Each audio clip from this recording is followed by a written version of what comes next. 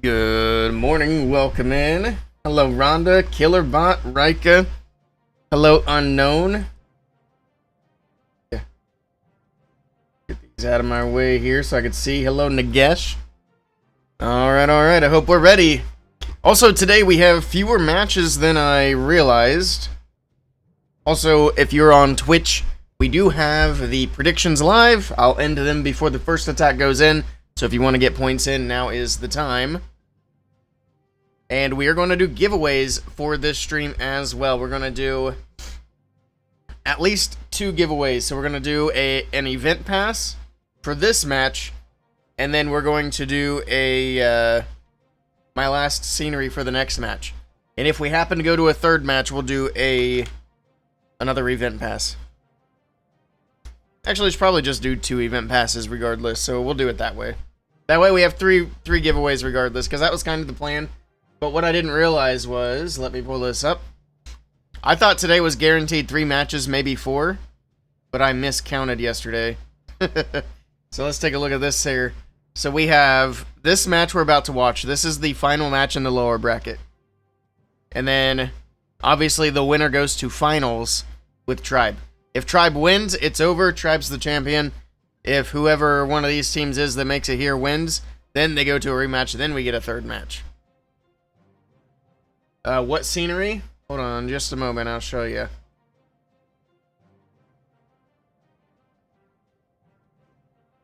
Maybe. It's the Goblin Cave scenery. I actually don't have it.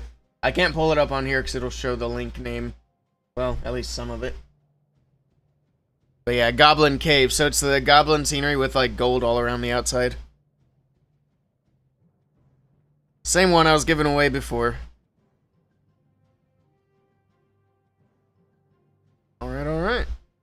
19 Leo, thank you for the follow. Welcome in. We got... Also, I'll show you guys the prize pool in case you guys missed it yesterday. This is the prize pool for the tournament today. I can show from shop. Yeah, it doesn't show the entire link. How about on YouTube, any giveaway? Unfortunately, I can't really do giveaways on YouTube. They have to be on Twitch. And the reason for that is I can't send people direct messages on YouTube. So it makes things a big hassle, unfortunately. Hello, San. And welcome in, Southern Clashers. Alright. Sometimes I'll do giveaways on YouTube, but that'll be like through a video or through my community tab. That way it's a little bit easier to actually get a hold of somebody. If I do it during a live stream, it can be rather difficult. We've tried it before.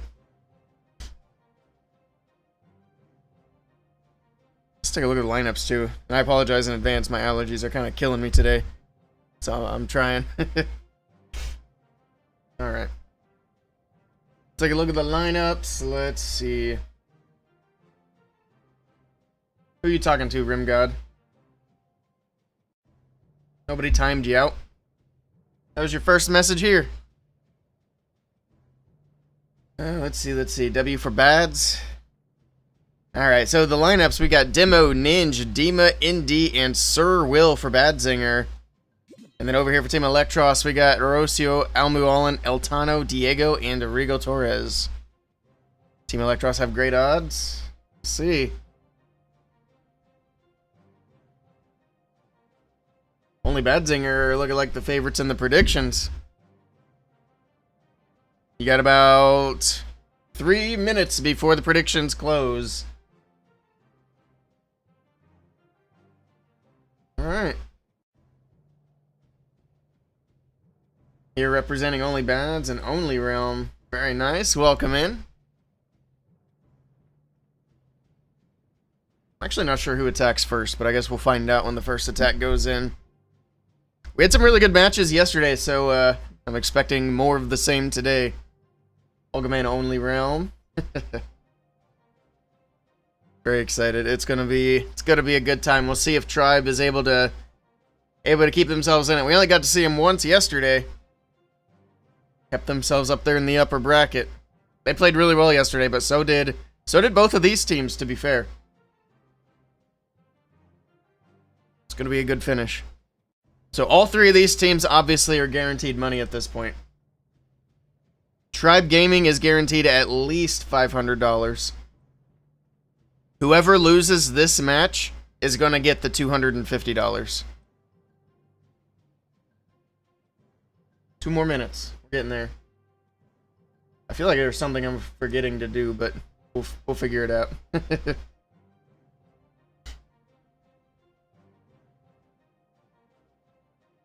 I'm going to give you an iPad. Yeah, maybe. If I ever hit the lottery, I'll give out lots of iPads. How's that? Let's see. Your boss joined the live.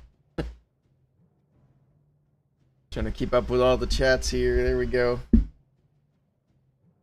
Alright. We're getting there. We're very close now. How are the predictions looking? Alright, Team Electros is getting a little more love now.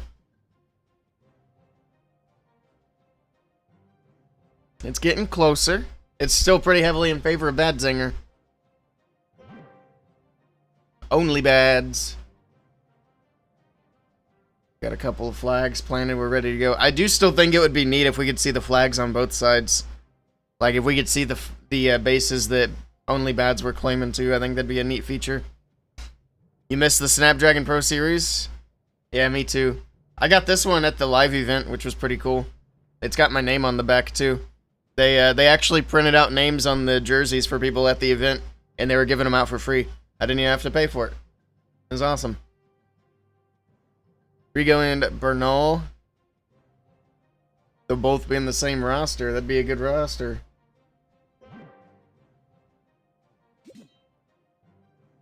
Alright. Here we go. Ladies and gentlemen, I hope you're ready. I'm going to close the predictions. Last call for points. First attack can go in whenever they are ready.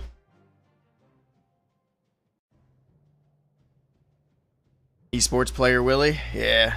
Not anymore. Those days are gone. Those days are behind us.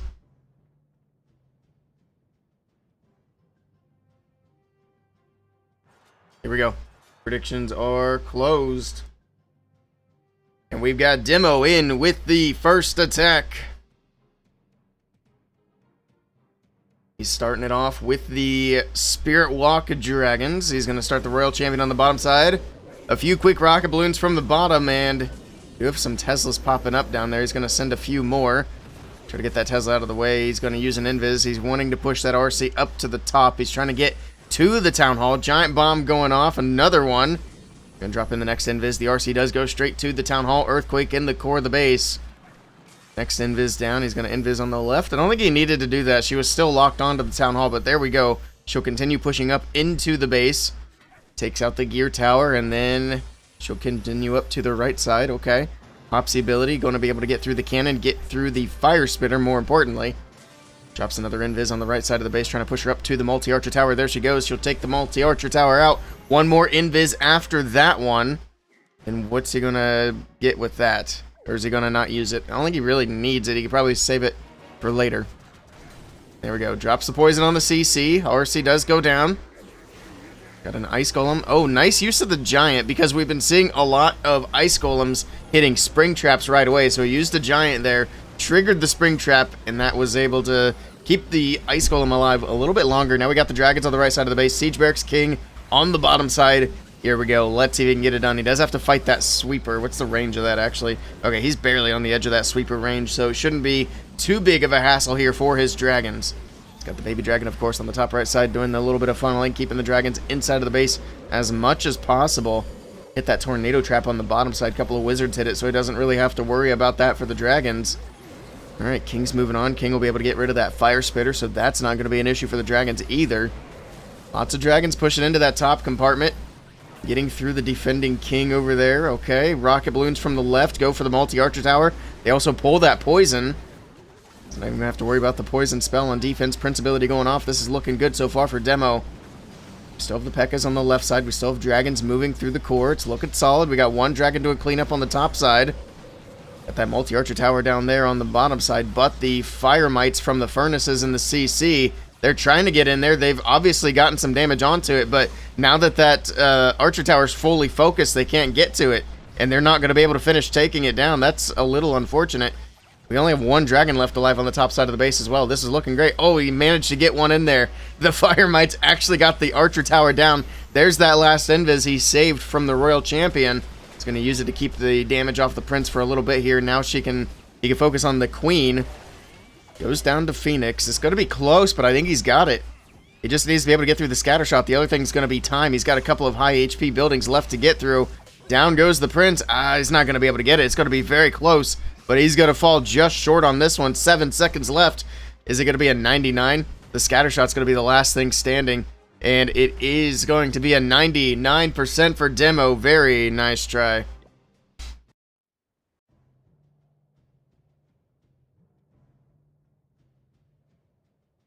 All right.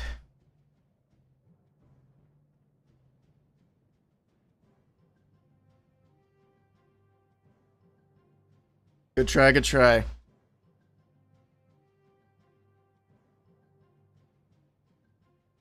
You really question pros using Furnace on defensive or offensive CC. It's wasted either way. You're out of your mind if you think that, to be honest, Sean, because the Furnace is really good on offense and defense. That is a crazy take. You just seen it get really good value on offense, and we've seen it several times get really good value on defense. That's a crazy take. I think you need to practice with the Furnace a little bit more. Test it on defense a little bit more. You're missing out. There we go. We got Diego. First attack for Team Electros. Got a balloon. We got a flame flinger from the left side of the base. Okay, the balloon obviously checking for Teslas. Alright. Couple of invis from the bottom. We're going to start it off with a quick little fireball straight to the enemy queen, to the fire spitter, able to clear out that compartment.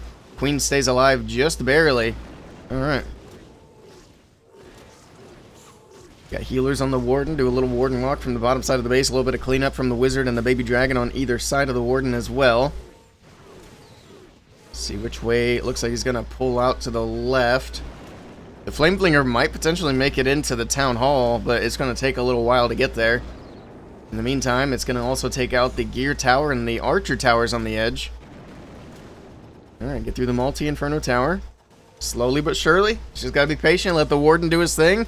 The Hook grabs the Boo. I got a little nervous seeing that going in.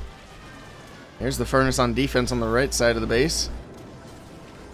He's got his poison spell, so he can poison the Furnace. Here we go. Full send, everything in from that left corner. Flame Flinger's still going, still getting some value over there. Once that Archer Tower goes down, it can focus on the Town Hall itself, but I believe by the time it does that, it is got to get some support from all these troops moving in. But that'll just push the Flame Flinger up to the Ricochet Cannon towards the top side of the base. Actually, he lost all the Valkyries to the outside of the base. That's actually not ideal here for Diego. So all the Valkyries are going to run around the outside. He did drop in an Ice Golem to help support him up there. Meanwhile, all the Root Riders are moving into the core of the base. The Overgrowth wears off.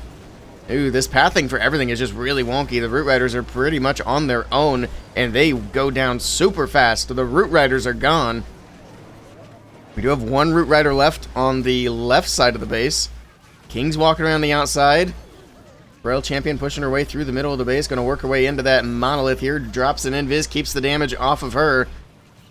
Still have that defensive Ice Golem there. Actually thought that was his Ice Golem for a moment. I didn't realize it was on defense. There we go.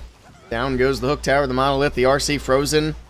Queen's there as well. I didn't even know the Queen was right there. I thought that was just the Royal Champion. Where was the Queen hiding? Well, she was there. She popped her ability. We got Rocket Spear flying around. Man, that pathing was super awkward. But he's going to be able to get this done. The Rocket Spears from the Royal Champion flying through. Down goes the Ricochet Cannon. There's nothing left on defense. And this is a 3-star for Diego, and Team Electros have a strong start in this match. A little bit of a defense from Only Badzinger, and now a triple. They're going to be up by a star. Nicely done. Hook going crazy. It had like a little phantom hook too. It threw the hook after the RC destroyed the building. That was kind of funny.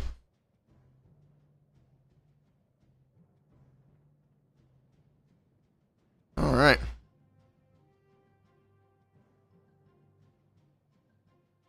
One poison and it's gone. Multi kills all of them. Well, I mean, the poison takes out pretty much any defensive CC, so that's not even really a fair assessment. And a multi kills all of them, so don't put them into a multi. Obvious answer for that. But I mean, yeah, Mass Furnace on offense is a viable attack strategy. But they work even better as like a support troop. And they're probably the best defensive CC. If you have healers on an attack and they get hit by one Fire Mite, all your healers are dead. That's how good the Furnace is. There we go. We got Bad Zinger. They got a little making up to do. We're going to start off with a Spirit Walk from the Royal Champion. All right, get through the Expo. Got the next Invis. It's going to be a shorter walk. He's only got a couple more Invis for this one. Just kind of clearing out this left corner. Get a little bit of value and then pull her out of there. Get through the Multi-Inferno Tower. Next Invis is down. Okay. There we go. Gets the Sweeper. Gets the Poison Tower. Not quite. Almost gets the Poison Tower. But it will stay standing. Are both these Fire Spitters pointing to the left? Okay, no, it's just the way that one was turned. It was kind of turned for the Royal Champion. Makes it look a little bit weird. But here we go. We got the Overgrowth over the Town Hall. We got a couple of balloons on the top side of the base. We'll see the... actually, he's just going to let the Root Riders walk around the top side. So that means we'll see the funneling further to the right. And there we go. We got the King and the Ice Golem to the far right side of the base. So these troops will wrap around the top side and then work their way back in once this Overgrowth wears off. And they can work their way through the Town Hall and down into the middle of the base. At least that's the idea. And there we go. The Overgrowth wears off. The funnel is being set on the right side. The troops will get through the Town Hall quickly. There we go. Town Hall secured. And now they can start pushing their way down in. It's going to take them a little bit. They do have to get through some of these other trash buildings that the King wasn't able to grab. But look at that. He worked his way into that corner on the right side. Get through the scatter shot. Take that down. The Archer Queen, or not the Archer Queen, but some witches on the right side doing a little bit of cleanup as well. He's got that second Overgrowth active in the core. He still has the Warden's ability too. Which, what does he have here? He does have the Healing Tome. Okay. So he's going to pop the Healing Tome here. Heal things back up, including the healers. Get through that Monolith in the core of the base. Get through the Fire Spitter, and there's not a lot of major defense left. He does have that back end Gear Tower and Multi-Archer Tower to worry about. Those will be the main things. But we still have Giants. We still have an Ice Golem. We still have healers keeping everything healthy. It's looking good so far. Oh, we have two Multi-Archer Towers. I didn't see the other one hidden there. But down goes the first one. Down goes the second one. Now it's all about that Gear Tower, which is going to be tanked by the Ice Golem as the Royal Champion makes her way into the back end of the base. He also still has that freeze. He could use that to shut down the Gear Tower for a little bit longer here. Make sure the RC stays alive. And there we go. The freeze is in perfectly. Last defenses are going down, and Badzinger hit back with a 3-star of their own, which means if Badzinger can get a triple in the next, or if Badzinger can get a defense in the next attack, rather, they can take the lead. Nicely done. Alright, it's going to be a close match. So the only way Team Electros can maintain their lead is if they triple again. Alright. Once we get about halfway into the match, we'll start the first giveaway, and then we'll pull the winner at the end of the match. That's going to be the plan. So, in about 2 more attacks, we'll start the giveaway.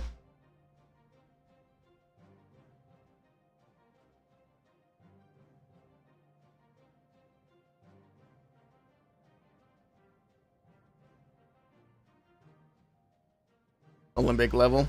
Yeah, that's nice. Good stuff. Alright, alright.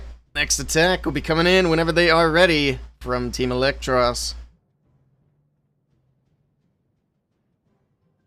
Both teams fighting for the finals. Also, we've had some follows. I haven't really kept up with them. I apologize. But Suaz, Kieran, and AKZ, thank you guys for the follows. I really appreciate it. Thank you, thank you. We're getting close to 6,500 followers over on Twitch. So much appreciated. Here we go. El Tano is in. It's coming in with dragons. Alright. See where he's going to start. It's going to be a long RC charge again. There we go. Royal Champion from the right side. It's got an Ice Golem in there as well. It's going to help tank the damage from that defending RC. Alright, straight into the gear tower. Drops in the next invis. That'll push her to the air defense. Get that taken out of there. Another invis to path her to the top. I think he might want her to go into the town hall, but the pathing's not quite there yet. But he's got a lot of invis and plenty of time to work with. Down goes the multi-inferno tower. Down goes the X-bow. He's going to push her into the core, pop the ability, drop the earthquakes. And he's going for all these core buildings. Down goes the fire spitter. She's going to move on, take out the monolith as well. Okay. It's looking good. Nice value so far from the Royal Champion. Moving on to the other ricochet cannon. Now she can go to the fire spitter. So we'll have both fire spitters out of the way from the Royal Champion charge. I like that. Now she'll move on to the town hall, but I don't think she's got quite enough to get it taken down. She'll at least get a little damage on it, but there is a builder hut in the range, so I guess that doesn't even really matter. But we got the Archer Queen coming in from the right side with the siege barracks. The CC troops going to the top side. He's going to drop in an Inferno Dragon to deal with the Clan Castle troops. Okay. He's got a regular dragon in the mix as well. Alright. We don't see the Inferno Dragon utilized very much. He's actually going to have one Ice Golem going to the Queen. Not a big deal. At least she doesn't have to deal with two of them. But here we go. Dragons from the top side of the base. Pushing into that first air defense on the top side. Make their way into the scatter. We got a little bit of cleanup on the top left. We got the baby dragon coming in. Try to help keep these dragons inside. Got the Queen's ability already popping off on the right side. The Clan Castle furnaces are going to be able to take the Town Hall down here in a little bit once they clear out some of these other buildings that are in the way. In the meantime, the dragons moving in from the top side of the base. Tornado Trap, Giga Bomb going off. Got the Lava Hound from the top. We do have the Ice Block to lock it in place. Tank a lot of this damage, distracting the X-bow and the Scatter Shot while the dragons move in from the top. Alright.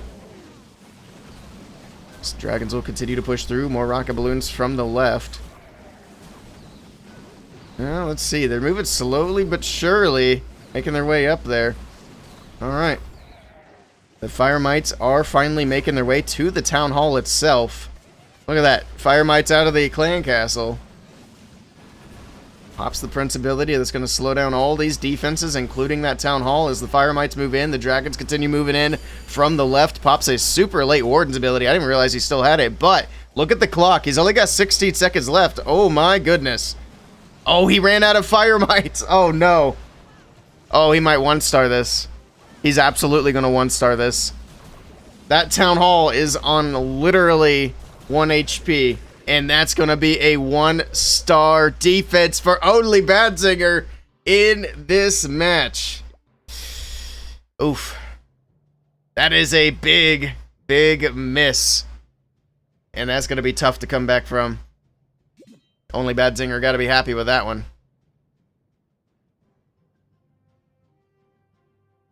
Rip. I think the problem there was he was counting on his queen to get more value.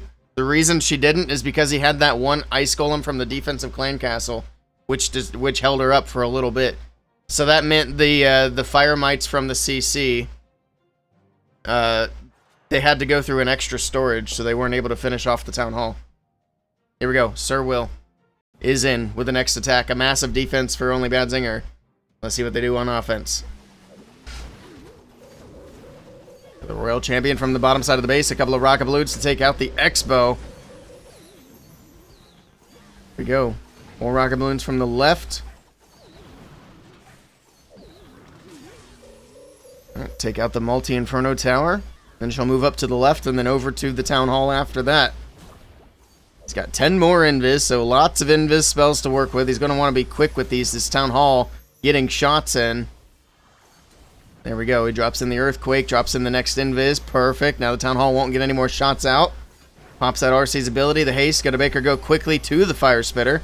Another invis on the top side of the base. Alright. Tornado Trap going off. It's going to drop another invis in the core. She'll be able to get the gear tower out of the way. And then the other multi as well. Perfect. He's got one more invis. He's going to go ahead and drop it in. The Electro Boots killing off these rocket balloons that are coming out. There we go. Siege barracks from the bottom. Let's see what's next. Got the baby dragon from the left side of the base.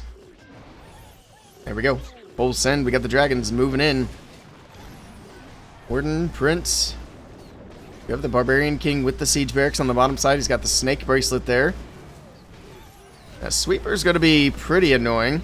Doesn't really have anything to use for that. He also didn't bring an Ice Block, just straight up Lava Hound to tank for the dragons for a little bit. There's the Warden's ability that'll keep everything protected. Dragons moving in. Actually, they're kind of dodging the Sweeper. They're managing to not get hit by the main push. But a lot of these dragons also are pushing to the outside of the base. We've only got a few that are working through the middle. Nice Prince ability. That's going to cover up the heroes on the back end of the base and that Monolith and the multi-archer tower. So really good value out of that. A couple more rocket balloons from the top side of the base. Alright.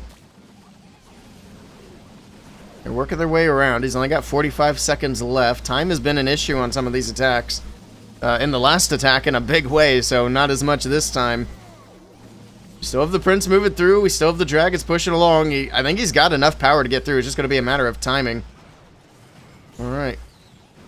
Air defense goes down on the backside. Prince pushing along. It's not looking too bad. 22 seconds left. We got a Valkyrie in late. He could use the Invis to push these troops to that multi-archer tower potentially. Or use it to keep the Prince from going to Phoenix immediately, but I guess that's not even a problem. He's only got 10 seconds left. There's the Invis. Down goes the multi-archer tower. Is it going to be enough time? 5 seconds. And it's a 3-star for Sir Will. Beautifully done with the dragons. And only Badzinger are running away with this match. Oof. Rough day for Team Electros. They pretty much have to triple out at this point. They're not out of it yet, but it's not looking good. Alright, let's start the giveaway on Twitch. Exclamation PCL in the chat to enter for an event pass. Exclamation PCL. And I'll pull that winner at the end of the match.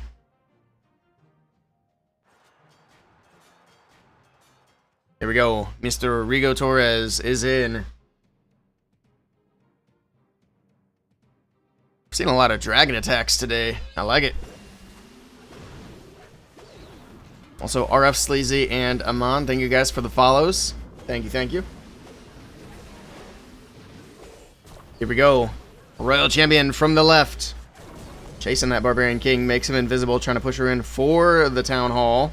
Earthquake spell is in. Alright, pops the RC's ability, so the haste will take down the Town Hall quickly. Next Invis as she tries to go to the defending king again, but there we go. Gets her through the cannon onto the air defense. Now she can move her way up towards this Monolith and Multi-Inferno combo. Perfect. Rocket balloons out of the defensive clan castle. Electro boots will make quick work of that. Not a big deal. Next Invis is down. Moving on to the next Inferno tower. We still have 6 Invis, so we'll see how much more value he's able to get. Royal Champion just continuing to push through, taking care of the defensive clan castle troops. That Ice Golem's going to freeze her up for just a little bit. So those boots are going to pop it. Yep, there it is. Alright, next Invis. Down goes the cannon. Need to get that Rage Tower out of there. There we go. Actually, the Rage Tower is not really covering that much for dragons. But either way, I mean, look at this RC charge. He started from the clear left. She's almost going to push all the way across the base through the middle. That is a crazy charge for the Royal Champion. Very nice value from that. Now we got the King with the Siege Barracks from the top side of the base. The Snake Bracelet helping out up there. A little bit of cleanup on the left. And the Dragons from the bottom. Here we go. Full send for the Dragons. We got a minute and a half for these Dragons to push their way through. We got the Lava Hound coming in as well. He's got the Ice Block this time, so he can lock it up and tank a bunch of this damage. Drops it in. There we go. Alright, now the Royal Champion's distracted. The air defense is distracted. The Dragons don't have to worry about that damage. That ball coming from out of nowhere. What the heck? Where did that ball come from? That spiky ball went all the way over to where the Dragons were. Alright, but the Dragon's pushing into the back end. He's just got to get through this Tesla Farm, Gear Tower, and Prince combo, but he's got the Warden's ability.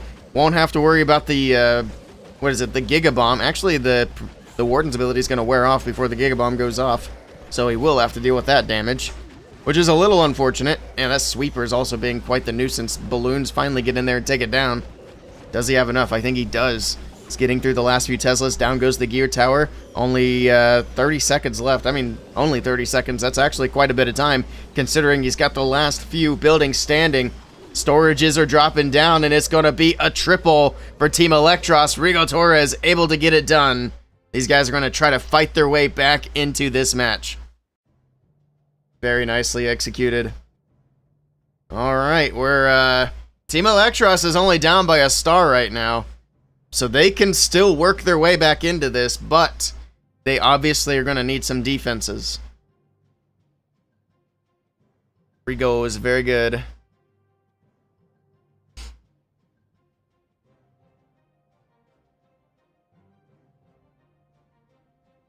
RC charge OP, yeah. The RC charge is crazy. It's the Queen charge of 2025. Although I would prefer Queen charge, to be honest. It's not quite as fun as Queen charge to watch. But I guess we'll take what we can get. Queen charge better? Oh yeah. Yeah, I mean if I could take Queen charges back, I would trade Queen charge in a heartbeat.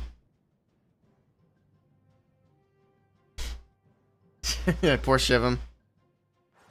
Maybe at Town Hall 18 we won't see dragons and root riders.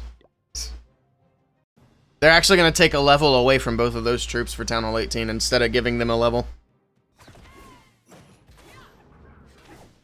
The minion Prince charge died out quickly. Yeah, we haven't really seen that in a long time. That'd be neat to see if somebody could break it out for us. But here we go with the next attack from Dima. Triple keeps them comfortably in the lead here. The next invis for the Royal Champion getting through the scatter shot. It is going to be... Man, these guys are liking their dragons a lot today. We've been seeing a lot of root riders yesterday and last weekend. But so far in this match, it's lots of lizards. Alright, Royal Champion getting through the monolith, get through the expo. There's the earthquake to soften up some of these buildings. Down goes the air defense. She'll push into the core of the base. Make her way towards the Inferno Towers, towards the gear tower. Getting that gear tower down with the RC charge is super high value, because that thing does so much damage to the dragons, and it's so fast. Get through the ricochet cannon, that tornado trap holding the RC in place. Why is he not dropping invis? He had one left. I guess it doesn't matter. He only would have gotten the cannon, and the cannon doesn't matter for the dragons. I was thinking he would get the sweeper, but not with the tornado there. Here we go. Rocket balloons from the left. He can save that invis for later. We actually seen a saved invis come in kind of clutch in one of the previous attacks, too. Got the defensive ice golems coming out. Got the Barbarian King walking to the right side with the CC troops, with the Siege Barracks troops. Town Hall shots coming in. Lots of dragons pushing in. Alright, here we go. Pops out Warden's ability. Gonna keep all these dragons protected, moving into that Town Hall compartment. Fire Spitter's gonna be a bit of a problem, though. It's gonna be getting lots of damage in onto these dragons as they make their way in, but beautiful Prince ability hits a lot of these major defenses. Rocket balloons coming in from the top side of the base, take out that air defense. Very nicely done there. Alright, there's the spiky ball. Man, what is with the spiky ball with these weird pathings? It looked like it came from the bottom, but the king's on the right. Alright, the Prince continuing through. The invis is down for the Prince. Let's see if he can get through that last invis, keeping some of that damage off of the minion Prince. It's looking good. It's looking very good here for Dima, and it's going to be another 3-star for only... excuse me, only Badzinger. I told you the allergies are killing me today. It's choking me up. I'm so proud of the 3-star. Beautifully done. Only Badzinger keeping a strong lead in this matchup against Team Electros. So we're getting into the last round of attacks. Team Electros have to 3-star. If they don't 3-star this next attack, it's game over. Lizard, lizard, lizard. No cam? No, I'm not bothering with the player cams today.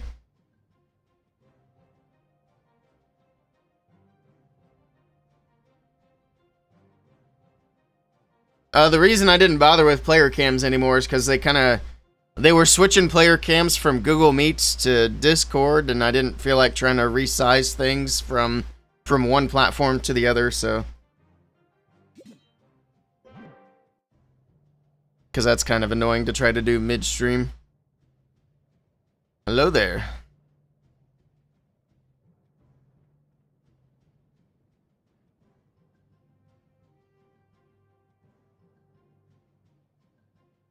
reset at 5780-ish. Nice. Are you using event troops to push at all, or no?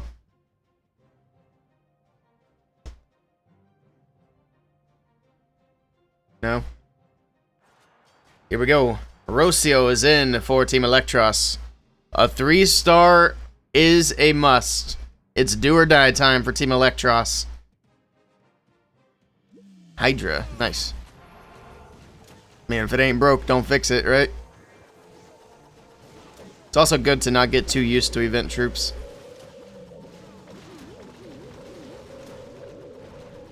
Got a Warden Walk with the Angry Jelly from the bottom side of the base. It is going to be a fireball.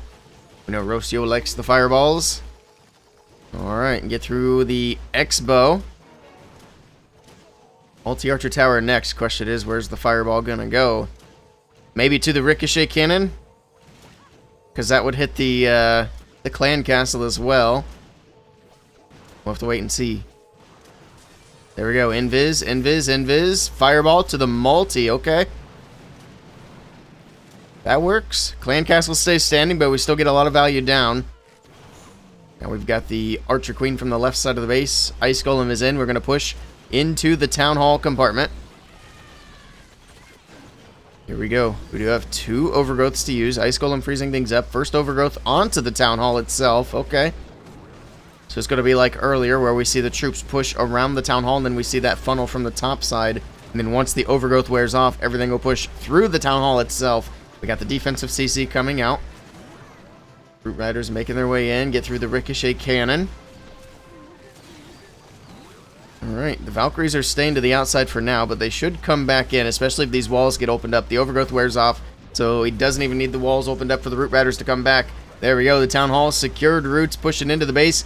Barbarian King from the top side for the other part of the funnel. So he'll be able to work through, get these trash buildings, get these outside defenses down. The pathing's looking really good here for Rocio. Next Overgrowth on the right side of the base is going to cover up the monolith for a bit, so we don't have to worry about that damage. The defensive poison actually got tossed to the Boo, so he's not even going to have to worry about that defensive poison on his Root Riders unless it has time to recharge, which it actually might. But for now, they're fine. They don't have to worry about it for at least a bit. We got Giants moving through. They're actually going to walk to this backside. Lots of Giants out of that Troop Launcher. All right. The Overgrowth wears off. The monolith is exposed. The Queen's moving in. She will be able to get that taken down. We actually have all 3 Queens in there.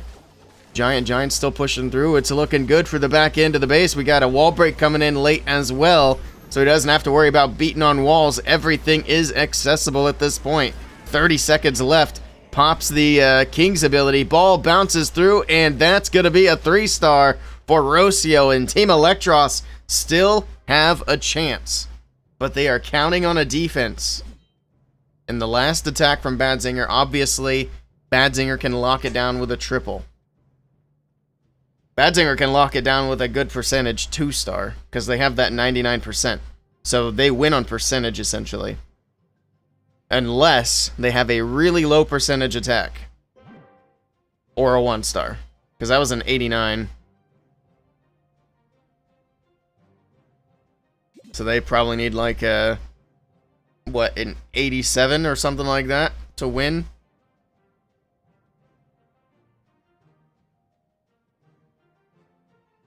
To put it out of reach.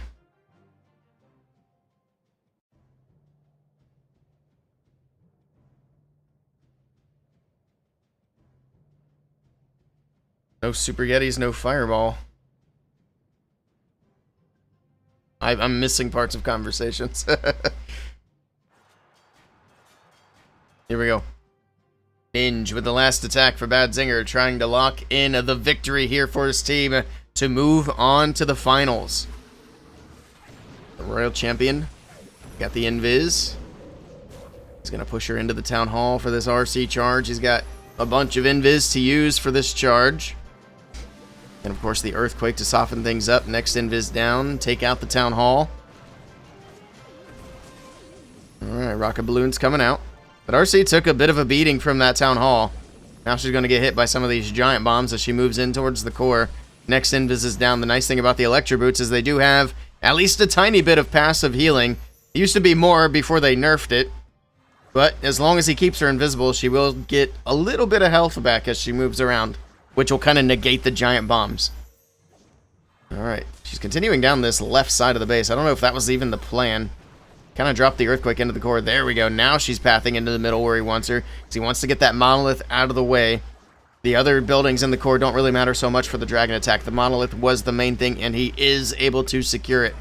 Now let's see where the dragons are going to go in. They are going to go in at the top side of the base. We got the king and the siege barracks from the left. They'll do all that cleanup over there and work their way around the bottom side of the base as the dragons push in from the top side. We do have that one sweeper, but most of the dragons are going to be working in behind that. It's not going to be too big of an issue. What actually triggered that that tornado trap?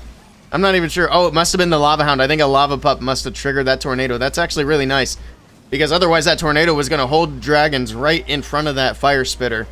But instead, they're going to be able to continue to push just straight in here, get the fire spitter down, get through the defending royal champion.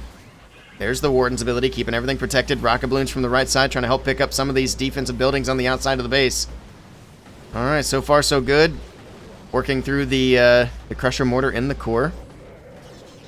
Dragons still pushing their way through. King still has his ability on the bottom side of the base. Still got snakes moving through as well. It's looking good for Ninja.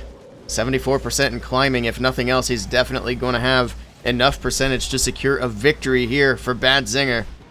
But can he get the triple? Lock it away with stars. There's the king's ability.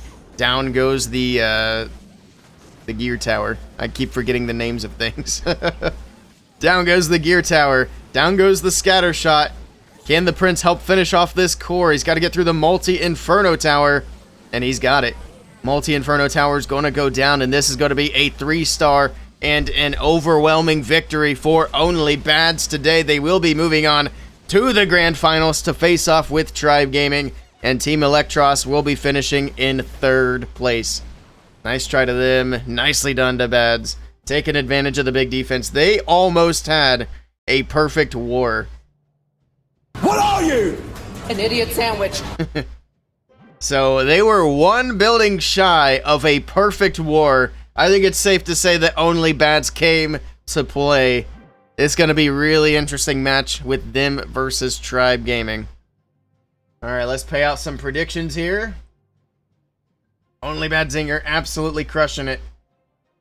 We'll watch the last attack here from Team Electros and see how they finish it up.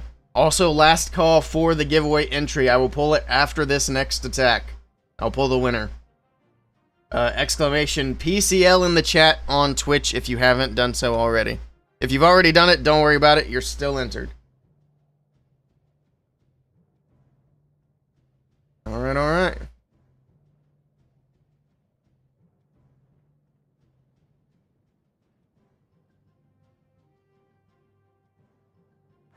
Here we go. Almu Allen is in.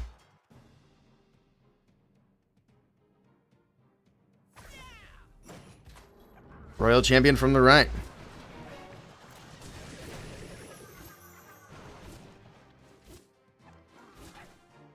We're going back to the Root Riders on this one. I think we've seen a good mix of Roots and Dragons. It's just been a little more Dragon heavy than usual. But it's paid off. For Bad Zinger, anyway. Not so much for Team Electros. If these guys can get one more triple here and make this a 13-14 scoring game in hard mode, that's crazy. Can I take that dog? No. Can I take that dog? Welcome in, No, Mr. we Morningstar. Take that dog? Alright, the RC. Look at the pathing, by the way, for the Royal Champion. Moving straight in, getting the Monolith, getting the Rage Tower out of the way. Now she'll be able to take out the Inferno Tower as well, and then he's got a recall for the Royal Champion. Alright. Wizards on the right side. A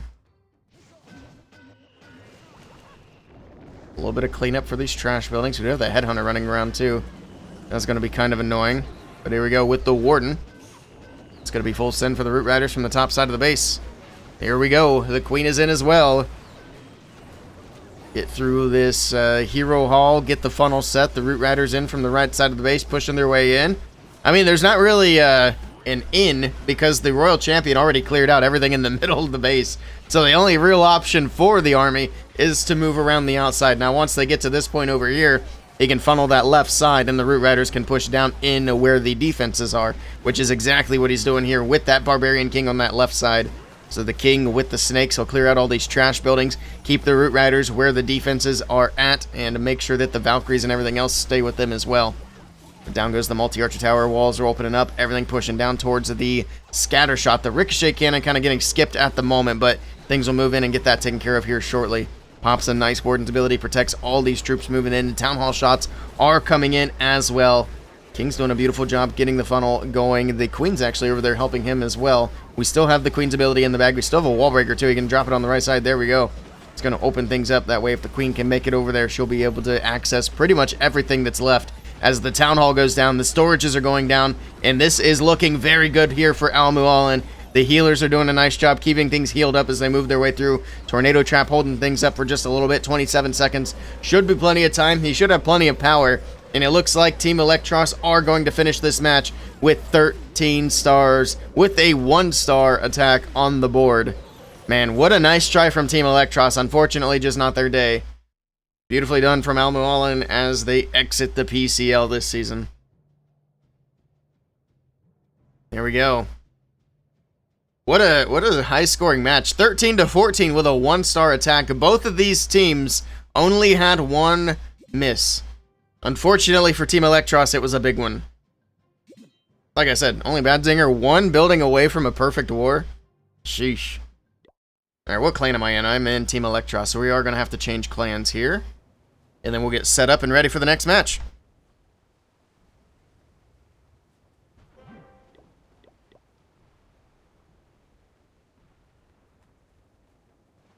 I thought I had tribe bookmarked. Unfortunate.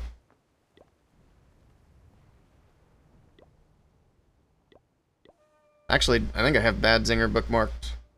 I don't know if I can request again, though, because I tried to get in for this match. There they are.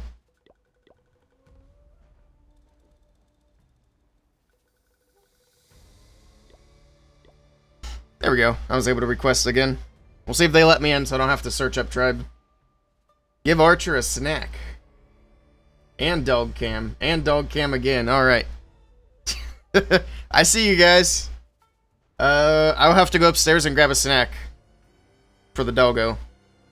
Let me pull the giveaway winner and make sure that we get into a clan. And then I'll go do that. Shivam! Congrats, Shivam. Totally not rigged. Alright, send me your Supercell ID info. And then I will... Are we... We're not friends on Supercell ID, are we? Maybe rigged. You missed the giveaway? Oof. The next giveaway is going to be the scenery. We'll do that halfway into the next match. So, like, half an hour from now, roughly? Something like that? We are? Alright. I can just send it to you then. Perfect. Hey, I got into the clan. Let me go grab the dog snack. And I will be right back. Shows me your logo. I don't know. Let me see.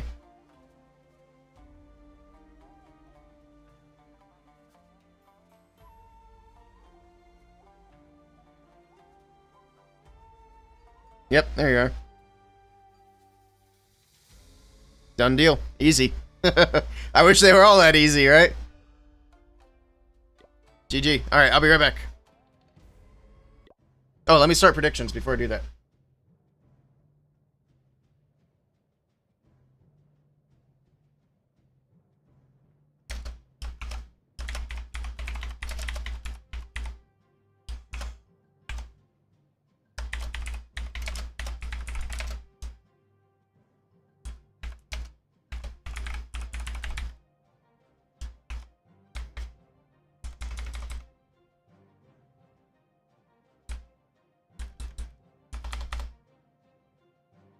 There you go. Predictions are live over on Twitch, and I will be right back.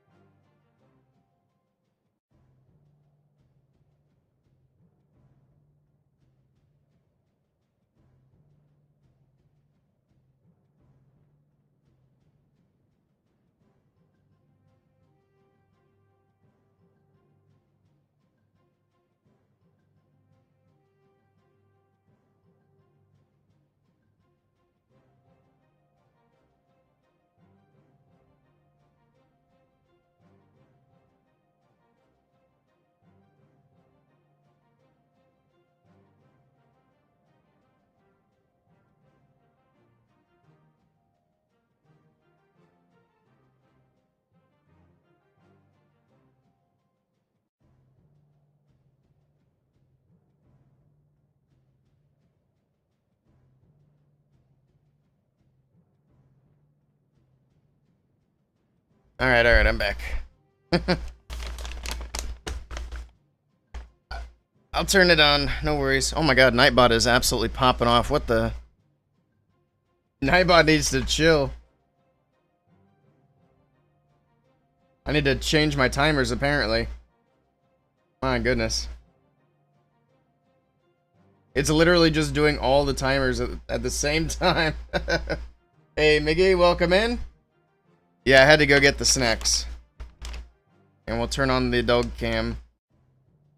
See how well this is going to work out. I'm going to shrink it so it's not covering... Well, after the snack, I'll shrink it.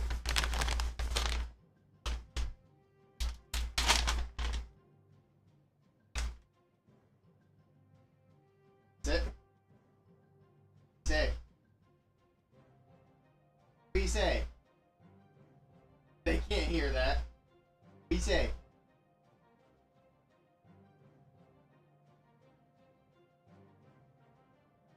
One of us? One of us? Sit. Get up. Sit. Other paw. Other paw. Other paw. Paw. This one. No.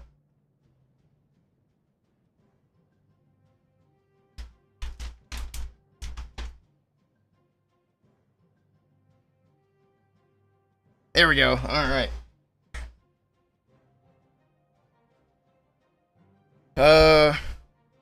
Yeah, they're boosting the orange stuff. So, no worries about the whole 30 million thing. You'll get it. I'm gonna shrink him below the 30, or below the logo. There we go. We squeezed him in there. So we'll leave that up for 2 redemptions. So for half an hour, we got dog cam.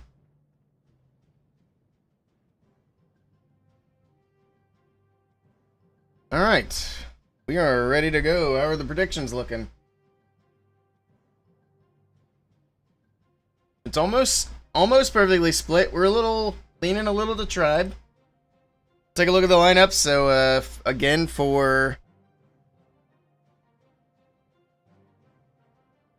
Bad Singer, it's Demo, Ninja, Sean, Dima, and Indy. And then over here for Tribe, we got Timber, Riquirez, Kronos, Nebrax, and P. Castro. Alright.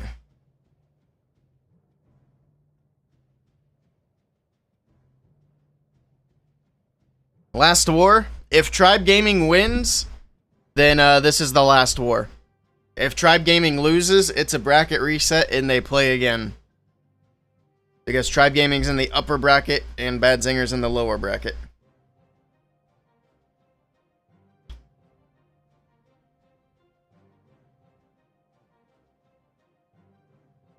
Alright. You're ready.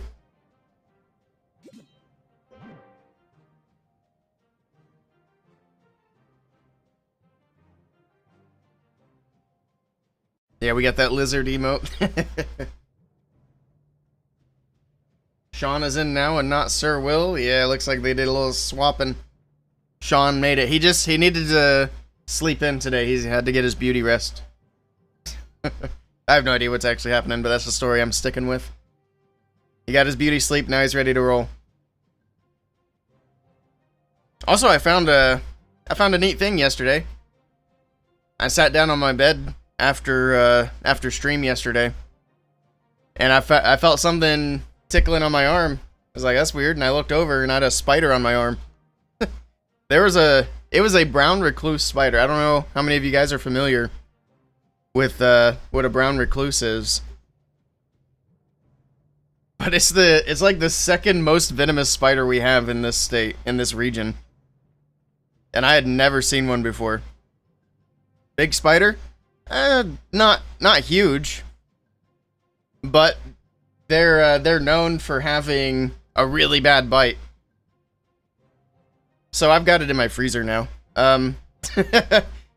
The reason for that is I'm kind of a bug nerd and I like to collect bugs, so it's in my bug collection now, but it's a little unnerving to have one in your bed. I don't know where the hell it came from, but I'm glad it didn't bite me. Yeah, they're fairly small. But I also have another funny story about brown recluse spiders. You gonna mount it on a pin? Yeah, we're gonna pin it. I have a bug board that I need to work on. I've got a bunch of bugs in my freezer. But a few years back, I actually worked for the state of Ohio at the state parks. And there's a naturalist that worked there. He was basically hired as a naturalist because of his veteran status and not really because of his like wildlife knowledge, which is fine. But it was funny because one day he came over to the area I was working at and he's like, "Can you come over and help me with something at the cabin? I have a brown recluse spider and I need help getting rid of it. I don't want it to bite me." So I got some things prepared. I went over with him to the cabin, to his naturalist cabin, to help him get this quote-unquote brown recluse spider, and then he points it out to me, and it's just a brown jumping spider. It is like, at first I thought he was kidding. I was like, "That's funny." And he's like, "I don't think it's funny." I was like, "Oh, that's not a brown recluse, it's just a jumping spider." And he was like, "Oh, are you sure?" It's like, "Yeah, I'm pretty good with bugs. I mean, I took 2 entomology courses in college. I think I know what I'm talking about." But I got rid of the spider for him. But it was funny because I was so excited. It's like, I'm going to add this to my bug collection. Well, now I actually can add one to my bug collection. Now all I'm missing as far as dangerous spiders goes is a black widow. I'd rather not find one in my bed, but... He lost his band card? Yeah, I don't know. It's just funny. You would expect a naturalist to, you know, have some knowledge of wildlife stuff, but I guess not always. You just Googled it and it sure looks evil? Yeah. Yeah, it's like the size of a penny. It's not real big. But once you see like the design on its back and the colors, it's hard to misidentify.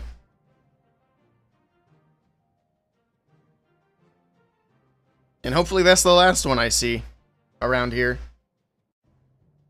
We'll see.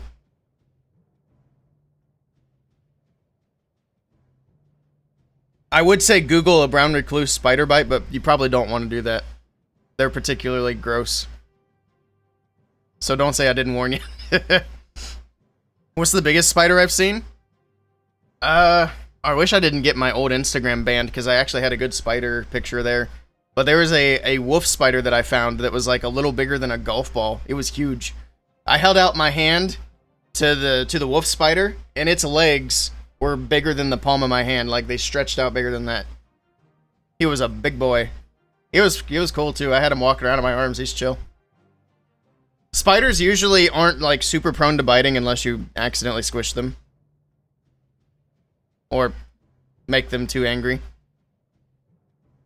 What's the most venomous spider near me? Yeah, the black widow. So black widow's number 1, and it's actually a bit different because it's like a neurotoxin.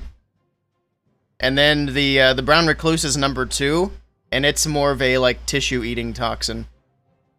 So if a black widow bites you, it's going to mess with your brain. If a brown recluse bites you, it's going to basically melt your skin and muscle, which is nasty. And it's as nasty as it sounds. Here we go. We got the first attack of the grand finals. We got Tribe Gaming versus Only Bad Zinger, and P. Castro is kicking it off. We got the Royal Champion from the left side of the base. Rocket Balloon's coming in to pick off that mortar. Also got an Ice Golem up there to try to help do a little bit of extra tanking. It might be helpful. It takes the Expo off the RC at least. There we go with the Invis for the Fire Spitter. Pushing the RC into the core of the base. Pushing her straight down the middle towards this Town Hall. Alright. Next Invis down, getting through the Ricochet Cannon. There's the Earthquake for the core as well. Is he going to Invis the top to push her back towards the middle? Maybe. Yep, there we go. The Invis is in. Oh, but she goes to the Builder Hut anyway. Whoops. Pops the RC's ability, gets her through the Multi-Inferno. She'll still eventually go back, but he's running out of Invis. He only has 1 left. She didn't go to the Town Hall as planned, but he still got good value out of her, so not the end of the world here. And there's the recall as the damage starts to come in. Okay. Got an archer on the top side, sure. Where are these Root Riders going to go? From the left, I would imagine? Or maybe he wants to go through that monolith. Okay, yeah, he's going to go through the monolith. That's probably a better play. Not really ideal leaving a monolith on the back end of the base. It's also going to be kind of rough having 2 scatters on the back end of the base. There's not really a great option here. But we'll see how P. Castro does. The Ice Golem freezing up the Root Riders for a moment here. Monolith popping off. Troops pushing through. King. It's going to be a little bit of a nuisance, but he's got a Headhunter in the mix to help take that down. Barbarian King on offense, moving around the right side with the Snake Bracelet, doing a little bit of funneling. We got the Troop Launcher helping to support with a few troops over there as well. Okay. Now the Troop Launcher launching down the middle. The Root Riders moving down the middle. Opening up towards this backside. Okay. Looks like the Builder Hut, unfortunately, has healed up the Town Hall from some of the damage that it took earlier. Pops the Warden's ability, keeping everything protected, moving into the core of the base. Slowly but surely, they are making their way in there. He still has an Overgrowth as well, which he can use to mitigate the damage on that left side. And there we go. Covers up one of the scatter shots and the Crusher Mortar. Otherwise, there's going to be a ton of damage on this back end of the base. The Giga Bomb's going to go off. The healers should be able to help heal up some of that damage. They're doing a good job so far, keeping things healthy. 45 seconds left on the clock. We still have King and Queen abilities. We still have a few support troops in the bag. There's an Ice Golem for the back end of the base. Alright. The Super Barb gets targeted by the Expo, unfortunately, but down goes the Bomb Tower. Ice Golem's going to freeze up the Expo. There we go. I wasn't sure if it was actually going to get to it or not. Crusher Mortar's popping off. Root Riders are moving through.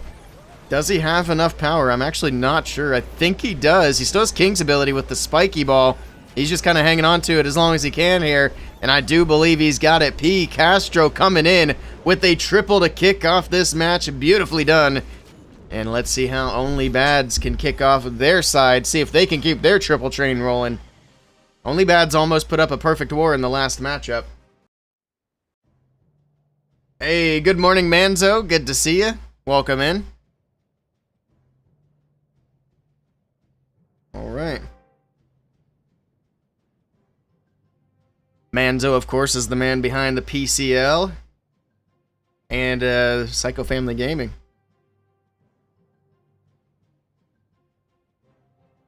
Here we go. First attack, they're not wasting any time. Sean is in with the first attack for Only Bads. Now, Sean wasn't in for the last match, so we'll see how he does here. This will be his first attack for the day. A wall break from the left side.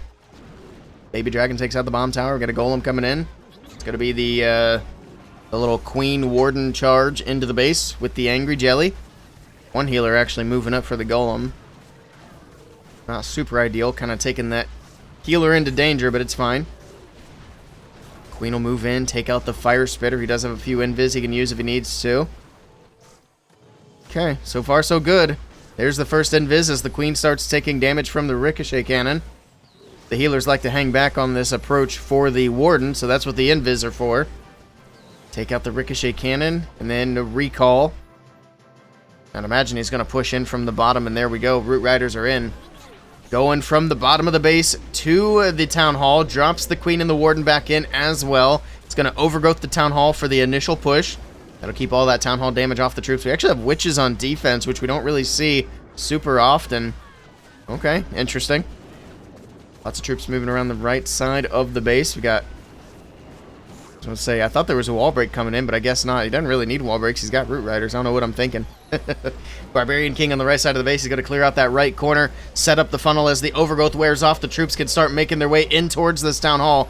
He is going to freeze it up for now as the troops do have to redirect, but there we go. They are making their way. Overgrowth in the core covers up that Monolith and the Crusher Mortar, so they don't have to worry about that damage as they make their way in.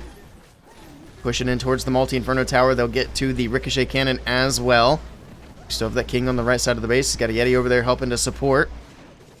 Gotta open up these walls so these troops have somewhere else to go. We do have one Root Rider actually opening up all the way to the back end, so that helps out quite a bit here. It's looking good. The push is looking solid. Pops a late Warden's ability, keeping everything protected through the middle of the base, through the Gear Tower, the Crusher Mortar, the Monolith. So much damage here for the back end. The healers need to move up a little bit. That would be great if they could help support these troops. Got the Giga Bomb that's about to go off. We got the Minion Prince popping off. And the Queen will target him, take him down. There we go.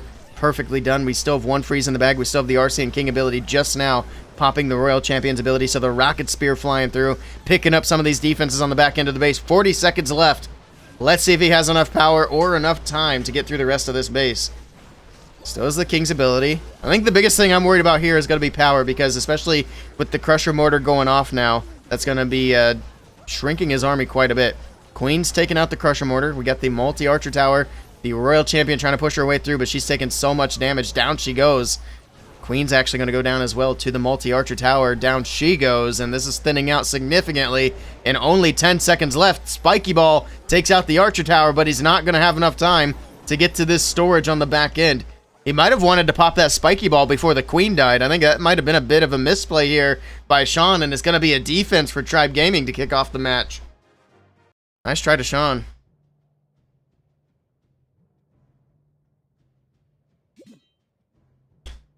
Oh boy, it's going to be an interesting one.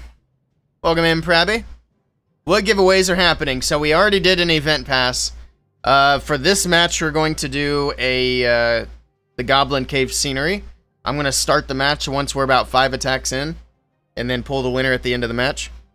And then after this match, we will do one more event pass. Either during the next match, if there is one, or we'll just do it once the match wraps up. Yeah, Shivam won the first one. Alright. Here we go. Well, when they're ready. There it is. Riquirez.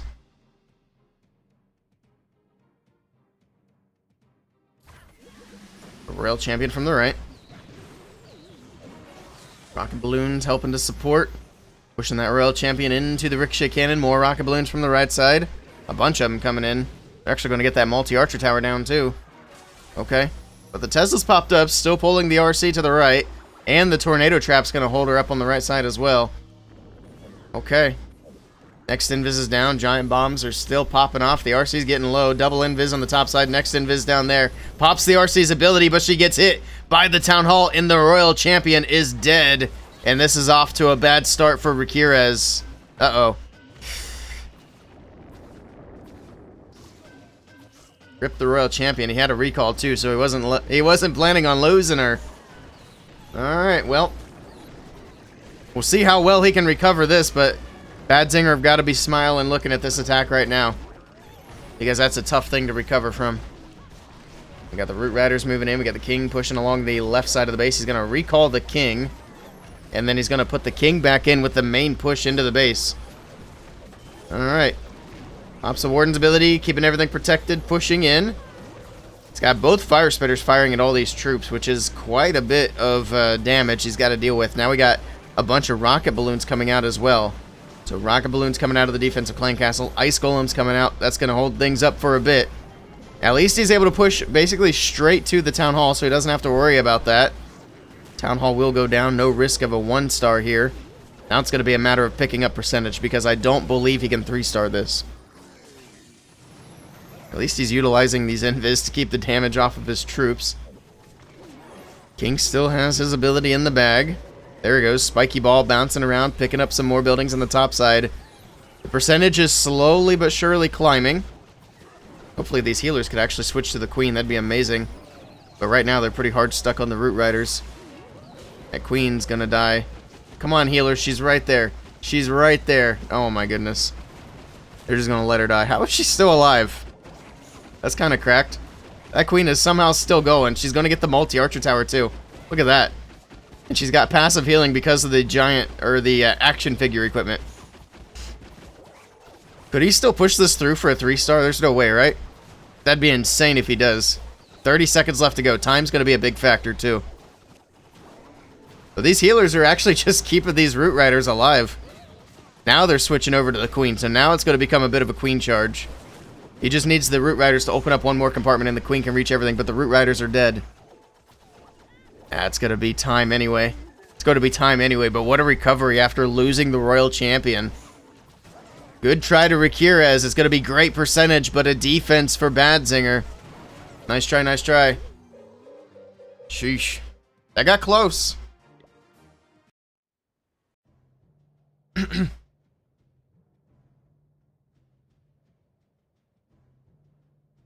Do I have a mod for WBB? Not really. Do I need to check that real quick?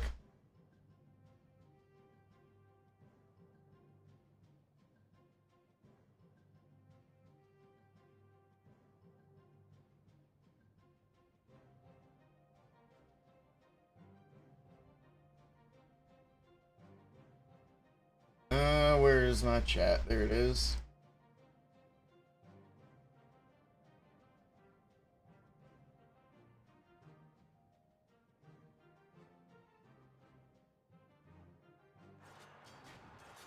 The amount of these that we get is ridiculous.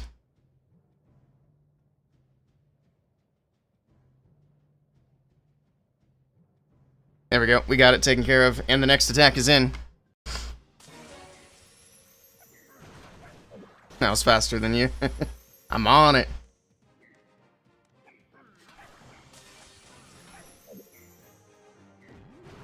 Here we go. Attack from demo. Get the air defense down. Royal Champion continuing to push in. Get through the fire spitter. Moving on to the Town Hall. Earthquake is in. Pops the RC's ability. Get the gear tower out of the way. Get through the Inferno towers. Look at this charge. Look at this charge. It's looking good. Next Invis is down. Get through the multi-Inferno tower in the core of the base. Alright. Ice golems are out. We got the king with the siege barracks on the right side of the base. We'll probably see the dragons from the top, because that would make sense. There's the baby dragon. And here we go. Lava Hound is in. Dragons are in. Full send. Got the tornado trap. We got the ice block as well. It's going to keep that damage of the air defense and scatter off the dragons as they make their way in. At least for a little bit. There we go. Got a nice push from the dragons into the top end of the base. King and siege barracks continuing on that right side. Rocket balloons from the top left to take out the multi-archer tower. Down it goes. Pops the warden's ability. Going to protect these dragons as they move into the defending prince and that monolith. Alright, more rocket balloons from the left side. Down goes the Tesla. Man, they were taking their sweet time getting into this monolith. My goodness. It is staying alive forever, it seems like. Finally, they're getting onto it and taking it down. But that thing has been popping off, taking out these dragons and sweeper, also being incredibly annoying from the back end of the base. We got an air expo, a multi-archer tower, and a Tesla farm here on the very back end, plus that scatter shot. So quite a few things to work with. We got some fire mites coming in to help out for these back end defenses. Prince is going to go down to Phoenix here shortly. There he goes. At least he can come back and do a little bit more helping out here before he goes away. Taking out the multi-archer tower is going to be a big deal, and Demo is going to be able to get it done for only Bads. Nicely done to him, and another 3-star on the board. Looks like we might be having another high-scoring match here. The players are getting used to hard mode. We got to make it harder. Nicely done. GG. We're all tied up at 5 stars apiece. The percentage 39.6 to 38.2. Tribe Gaming are trailing at the moment. They had a 91 and a 98.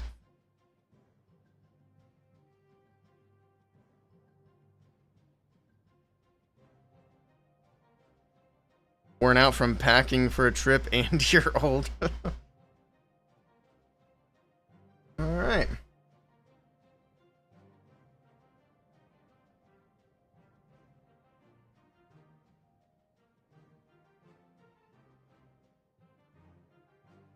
Next attack. Coming in shortly. How's that going, Willey? How's what going? Sorry, I don't know what I was talking about. The WBB stuff? Is there a setting for Discord where I can block people from sending Discord invites in chat? The base building server? It's going pretty well. A lot of work. But yeah, it's going well. We got a lot of projects coming up here soon with it. I'm very excited. I can use the Sapphire bot. We might already have it. I'll have to look and see. I think most of the bots are actually custom bots in WBB. You can block links overall. Yeah, I knew I could block links. I wasn't sure if it blocked like Discord invites or not. But we'll definitely have to turn on the blocking links. Why it's not on already, I have no idea. But I will look into that after stream today and get that fixed, because we get a bunch of spammers and it's annoying. And I need to set up moderators. I've been saying that for a month already, and I haven't done it yet. There's been so much else to work on. Alright. We got Nabrax with the next attack. Royal Champion in from the left side. We got Earthquakes over the Fire Spitters. First Invis is down. A lot of value here on the initial push for the Royal Champion. Get through the Tesla, making our way in towards the Fire Spitters. Alright. Rage Tower going off, pushing in. She'll be able to get both these down, get the Ricochet Cannon out of the way. Next Invis. It's going to take her a minute to get through because there's just there's a lot of HP to work through. Look at the tornado. The giant bombs are going off. The RC, oh my goodness.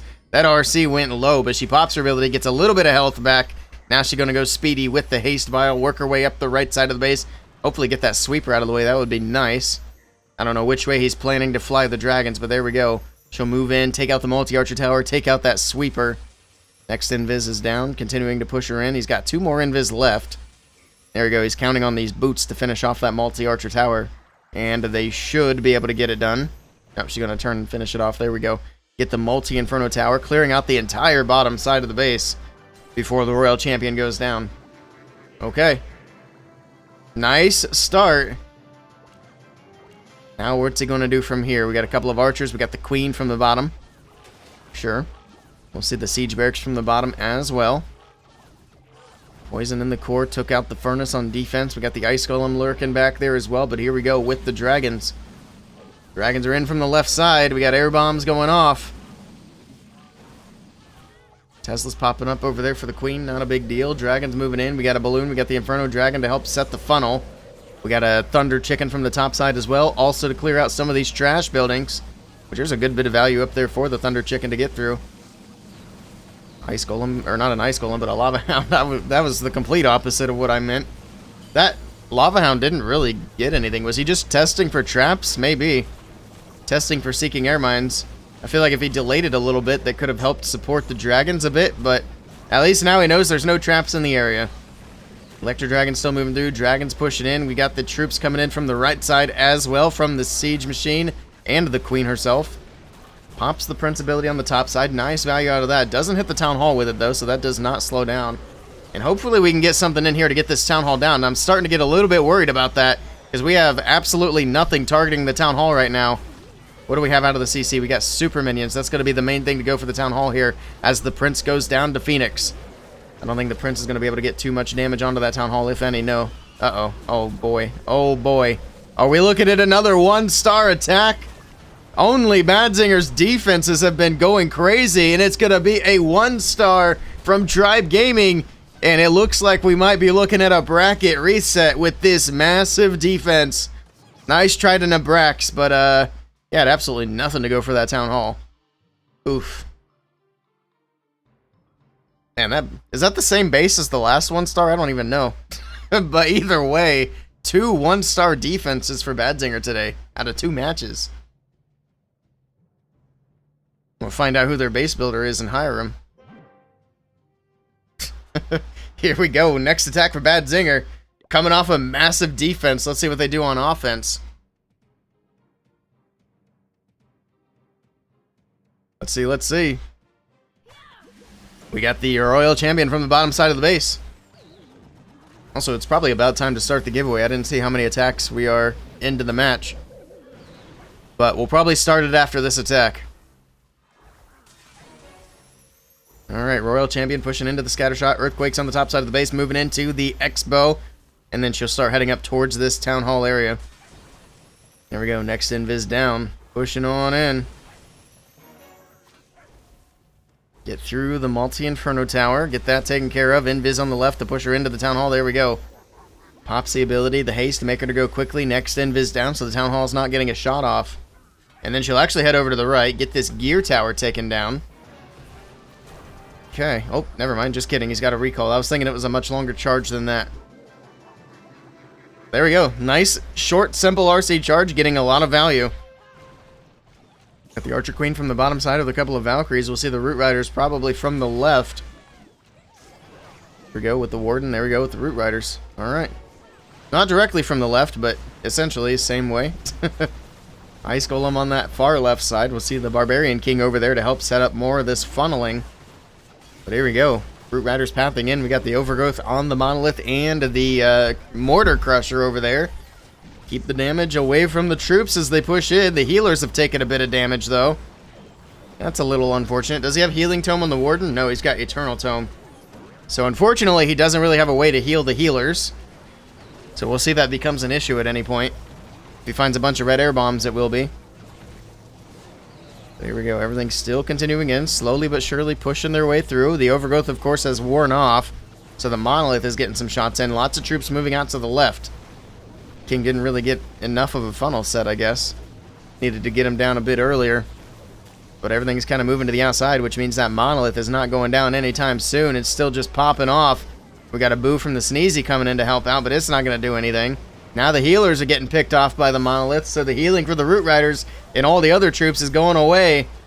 This is going to be thinning out significantly here. We finally have something moving in for that Monolith. But, I mean, the Monolith has done its damage. He's got one healer left. I don't know if he's got enough to get through everything. Let's see. We still have a healthy Queen, which is good. We still have a healthy Giant. The Giant and the Queen can do a lot of work here. Down goes the Scatter Shot. The Ricochet Cannon needs to be next. We also still have the Gear Tower lurking on the back end of the base. The Sneezy is going to be heavily limited here on the back end with 2 air defenses. The other thing is he's only got 13 seconds left on the clock. It's not even going to be enough time to get through everything that's left, so it is going to be a defense for Tribe Gaming. However, Only Bads are still in a very good position here, even with a miss. Nice try to ND. It's going to keep the match kind of interesting, because now we have 2 defenses for Tribe. I guess we still have 2 defenses for Badzinger as well, and one of which is a very big defense. But the point is, Only Bads are only up by a star, so it's still somewhat close. 89%, yeah, that's a low percentage for this match. So that could definitely play a factor later on. We'll see. Let me grab my giveaway thing.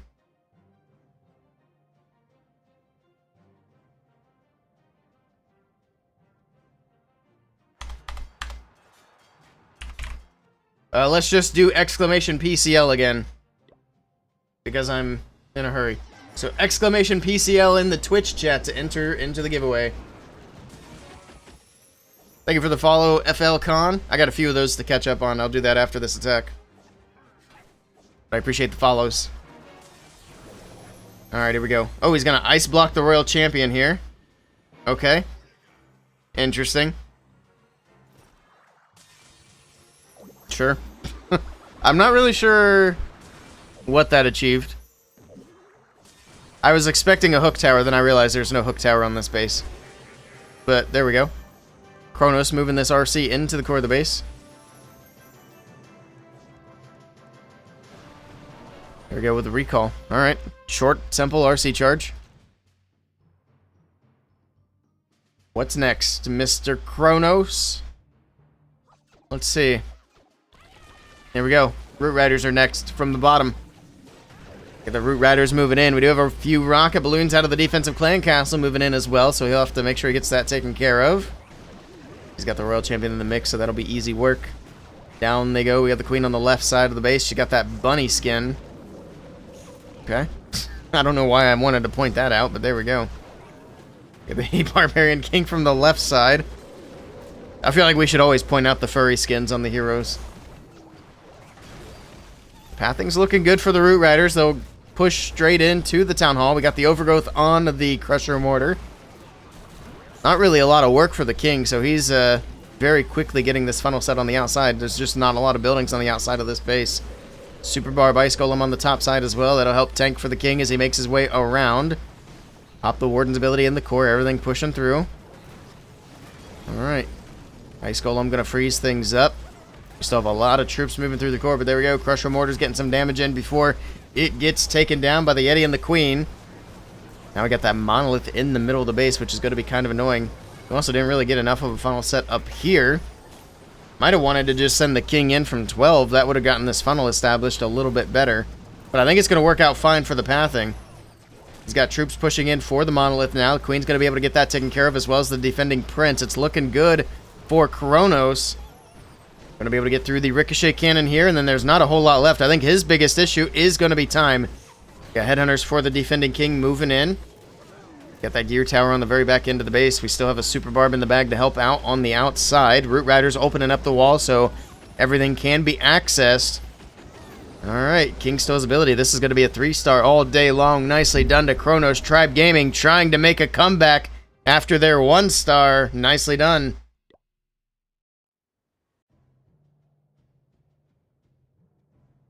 Another defense for Tribe Gaming, and this could be all tied up. We'll see what happens. This could be really interesting. Alright, alright. Ohio. Wait, what? Oh, yeah. Somebody asked what state I live in. I live in Ohio. Smack dab in the middle of it. Well, not smack dab in the middle, thank goodness. Weird things happen in Ohio. We're the Florida of the Midwest.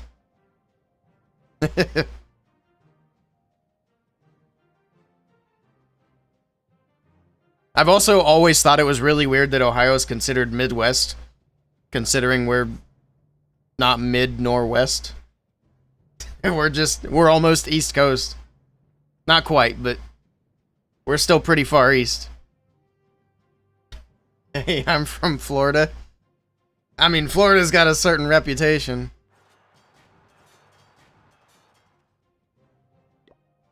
Dima in with the next attack.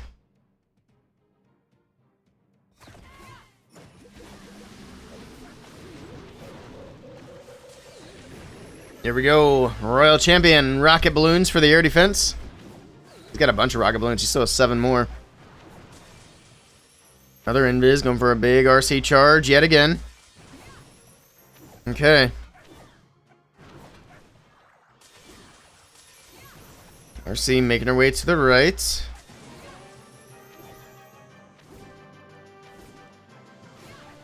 Let's see what's next.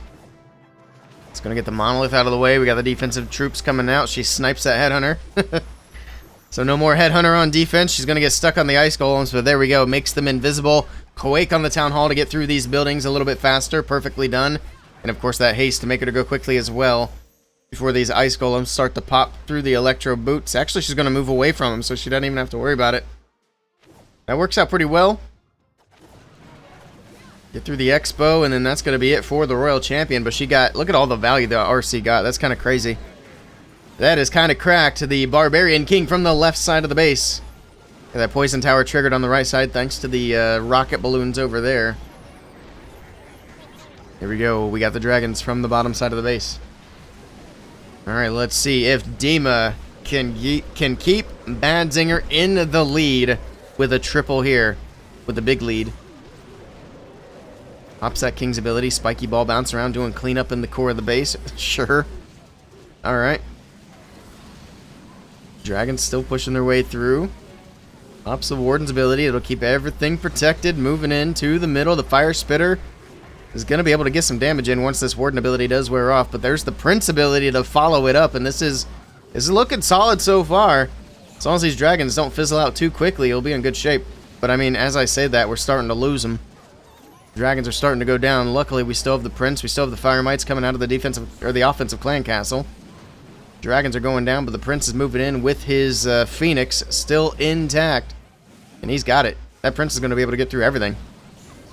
A scatter shot on the left side's got to go down to the Fire Mites. Down it goes. Beautifully done. The dragons are basically dead. They're actually finding Seeking Air Mines here, so the Prince doesn't even have to worry about that. Air defense goes down, and that's going to be a 3-star for Dima. And it's not looking good for Tribe Gaming after the 1-star attack. Very nice, very nice. All right. Might be going into match number 3, ladies and gentlemen.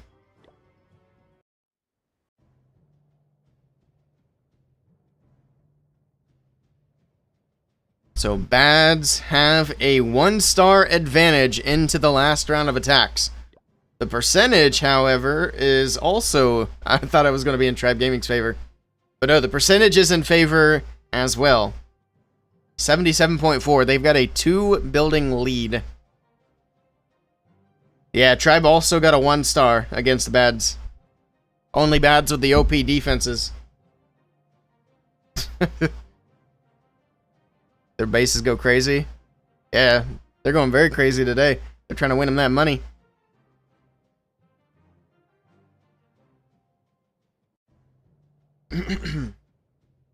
Was it against the same base? That I don't know. I'm not sure.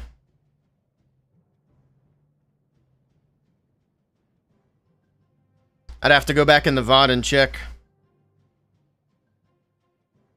Yep, poor Nebrex. He just didn't have anything to account for the town hall in that attack. That actually would have been a good attack to have the furnaces in the clan castle. They would have gotten the town hall for sure. But he had super minions and they got hit by Seeking Air Mines. Alright, here we go. Last attack for Tribe Gaming. They absolutely have to triple for even a chance to win this match. Let's see if Teamper can get it done. Coming in with a Root Rider attack. Got the Warden on the right side, sure. Is it going to be a Fireball? Yes, it is. Okay. We like to see that. He's also got the Unicorn on the Warden, which the last time we seen the Unicorn on the Warden, we weren't sure if it was done by mistake. So I don't know if the Unicorn's intentional or not, but there it is. The reason we thought it was a mistake last time is because if he had the jelly on, it would make the initial push faster. But there we go. Look at that Fireball. Great value. Giant Arrow combo to finish off the Town Hall. It's been a little while since we've seen that combo. But there it is again. Beautifully executed here by Teamper. Town Hall goes down. Basically, the entire middle of the base is down. We got the Barbarian King on the far left side. He's going to set that funnel and push all these troops right down the middle of the base. Yeah, it looks like the Valkyries. Oh, they do double back. Okay, beautiful. Alright, so the King's going to do his job. The Tornado Trap's going to hold up the Root Riders for just a moment. Giga Bomb going off with the healers. We'll be able to heal that damage right back off. Okay. Everything's still moving through. Actually got a little bit of a split. Those Root Riders moving off to the right. They're actually going to take the Warden and the healers. The Warden goes back, but the healers stick with these couple of Root Riders over here. Everything else on the left side of the base moving through. Okay. Those healers are going to have to go back because those Root Riders are dead. They're actually going to stick on the giant man. Teamper's healers are absolutely throwing right now.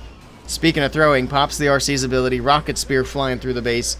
Got troops moving up to the Monolith to get that taken care of. A couple of Yetis will be able to get that done. Queen beating a wall, doing what she does best. King's ability still in the bag. Rocket Spear is finished now. She does finish off the Gear Tower. The King's going to take the Royal Champion down. Actually, no, the Royal Champion managed to stay alive there. That on 1 HP. Look at the health on the RC. But she stays alive. She's going to help support the King. And she'll get a little bit of health back from the boots, but she does get taken down by the scatter shot. The Queen got a little bit of health back as well. King's still moving through on the right side. This one's going to be close, but I think he might have it. He still has the Spiky Ball to send. He still has an Invis to use if he needs it. There's the Spiky Ball bouncing through. Finishes off the scatter. Finishes off the storage on the top side of the base. And this is going to be close. I don't want to say it yet. It's going to be close. The Phoenix comes out. The Queen dies. And, oh, can he get through?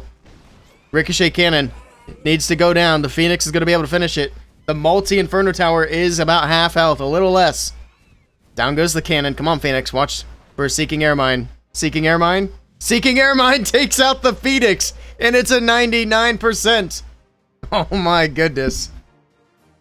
Well, nice try to Teamper, but they had to triple there. So it looks like we're going to be going into another match. Of course there was a Seeking Air Mine. I called it. Alright, they just need a 50% 2-star to lock it in.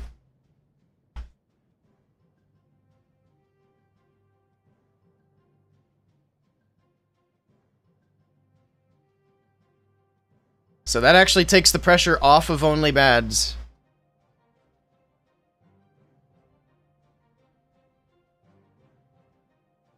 I would pay out the points now, but in the unlikely case that we hit a 1-star, I don't want to be too hasty. But I'm sure Ninja will lock it in for his team here. It is going to be a rocket balloon attack as well. Okay. We like that.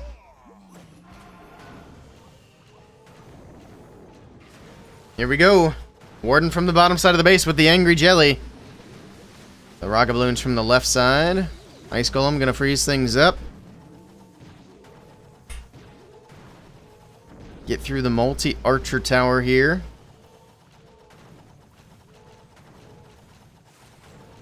Alright. Where's the fireball going to go? That's the big question. Probably to this compartment here, because there is a lot of value there, but we'll see. There's also a lot of value over here, to be fair. But we'll see what Ninja's going to do. The angry jelly is not angry anymore, so it does wear off. We got... Oh, he's going for the town hall. Okay. He's going for the big fireball, and he hits it into the core of the base. Is he going to giant arrow as well, or no? Not this time. Town hall's getting healed up anyway, so the giant arrow probably wouldn't have finished it off. But... beautiful fireball nonetheless. Gets a lot of good value out of the core of the base, including that clan castle. Alright. Warden's still pushing in, still getting some of these buildings out of the way. Oh, he's dead. That warden is cooked. That's okay. He doesn't have to triple this attack. Here we go. We got the king from the left, queen to follow up as well. Wizard, a little bit of cleanup on that left side of the base. Takes out the wizard tower. Trying to make sure these heroes move in to get that town hall taken care of. He does still have a bunch of rocket balloons to use. Flame Flinger's working on the top side as well. Earthquake boots open all the way up to the town hall compartment. Rocket balloon coming in from the bottom side, sure. He stows the royal champion in the bag if he needs it. Alright, pops the queen's ability on the top side of the base. He's going to be able to use the king and the queen to get all these defenses out of the way. And then he'll be able to send the royal champion straight down the middle, so there's no real risk here of a 1-star. At least there shouldn't be. Yet he's on the right side of the base, out of the flame flinger. Going to get some more buildings taken care of. He just needs the town hall. Rocket balloons from the left take out the multi-inferno tower. At least that's the goal. But that sweeper's got other plans. There we go, the royal champion is in, pops her ability. He's got the seeking shield here. This is actually the only case where the seeking shield was actually a better choice than the electro boots. This is the only time I've ever been able to say that for sure. But there we go, we got the town hall locked down, the 2 stars in the bag.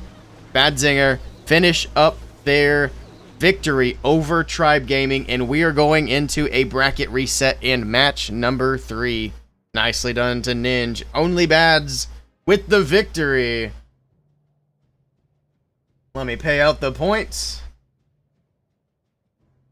Bracket reset it is.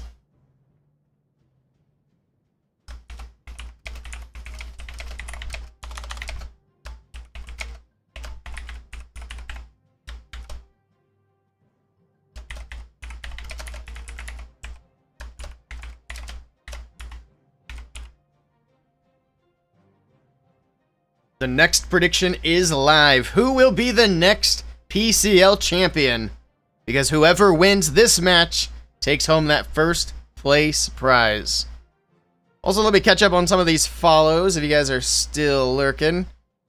Enlighten, Kilo, Armon, FLCon, The One Who Loved. Thank you guys for the follows. I appreciate it.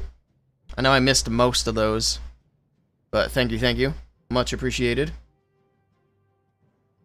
Alright, now we wait for them to respin it. Let me split my recording. We get our third match after... Oops.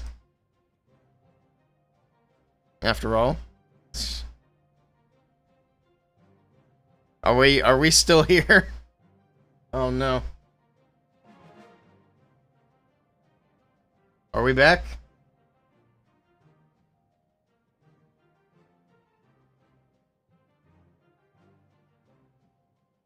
I think we're still good. Or, I think we're back, I should say.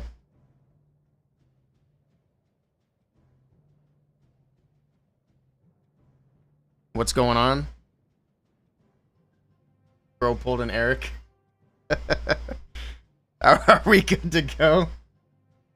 I don't know if I'm back yet or not. Let me pull up my own stream.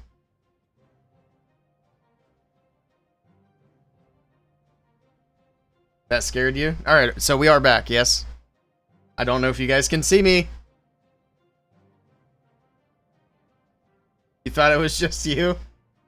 Okay. So what happened was, I went to hit start recording, and I hit stop streaming instead. I clicked the wrong button. Oh my goodness. They really shouldn't have those two buttons so close together. I clicked the wrong one. Alright, we're good. Last call for the giveaway. We're going to pull the winner here very shortly. If you haven't done so yet, exclamation PCL in the chat. He'll be back? I should already be back. I'll put this in the chat for anybody who can't see me yet. There we go. Because if anybody can't see me, you just got to refresh. Alright, let's pull this giveaway winner while we wait for this match to kick off. And the winner is... Kilostein, sorry. Congratulations. Let me grab this for you. A new follower this time, too. Are you here, Kilo?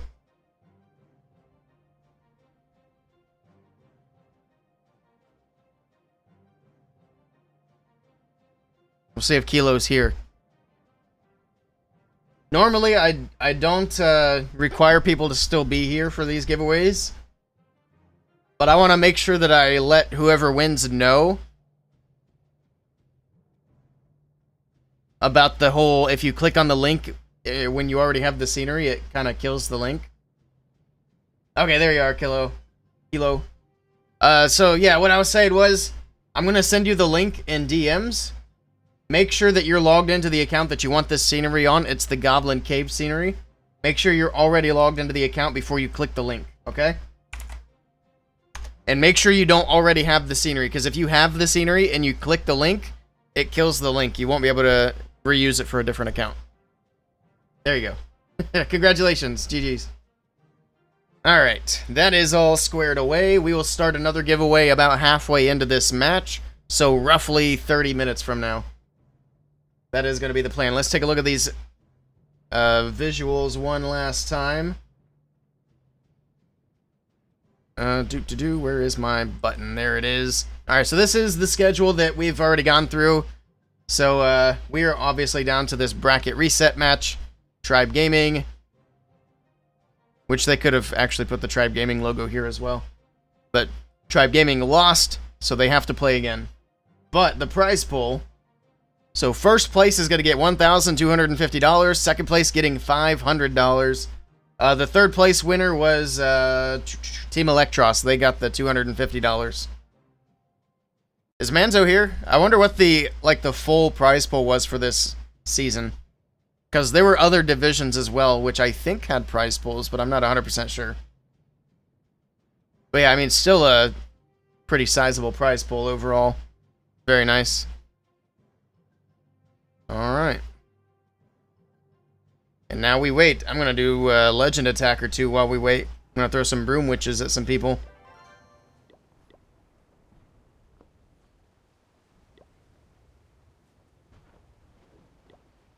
Did I get the new prediction live? I think I did. Yeah, we did. Okay.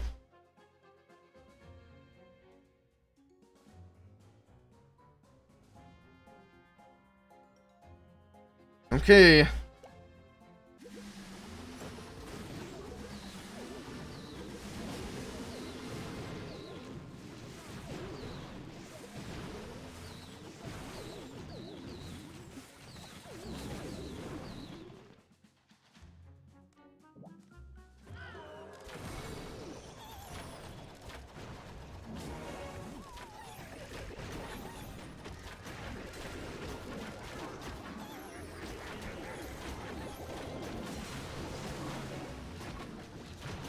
Easy peasy.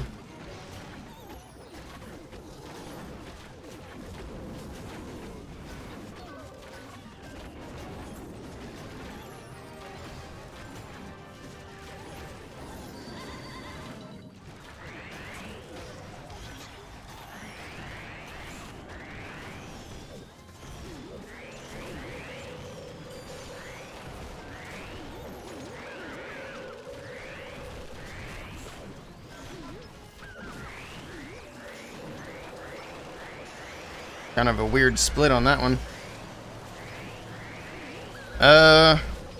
It's split between the 5 of them. It might be split between 6. If Tribe Gaming wins, actually, it might even be the same for Only Bads. But there might also be a split for the org. It's really hard to say exactly how it's split because it's going to be different for every team. But yeah, they will all share the prize pool amongst whoever's like in it. They might even pay like base builders, coaches, that sort of thing. So it's hard to say like how much the individuals are taking. Smoke, thank you for the follow. I appreciate that. How close are we to 6,500? We are 10 followers away from 6,500 on Twitch. 10 followers. So if you're lurking and you haven't hit follow, consider hitting that button for me. I'd appreciate it. Alright, alright. Hey, W the Destroyer here. I appreciate that. Thank you very much. How much time do we have? We've got like 5 minutes. 5 minutes. So we'll do one more attack to kill a little more time.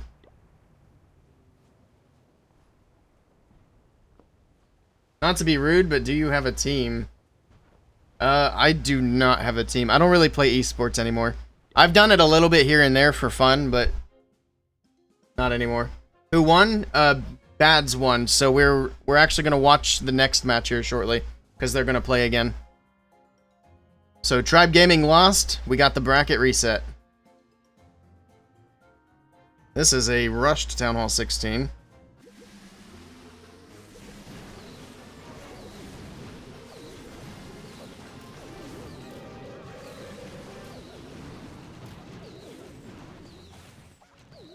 Okay. Let's do this.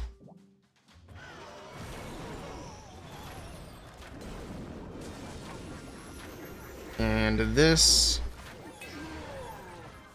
Actually, can I take out a wizard tower? Or not a wizard tower, an invis tower. I don't know if that's enough. Nope. It was a nice thought.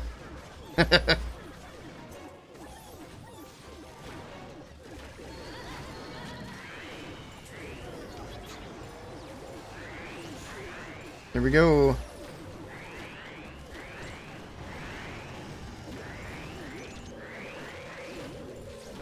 What is my warden doing? Not helping, that's for sure. Well. Did I miss the clone? I'm not even sure. No, I didn't. They're there.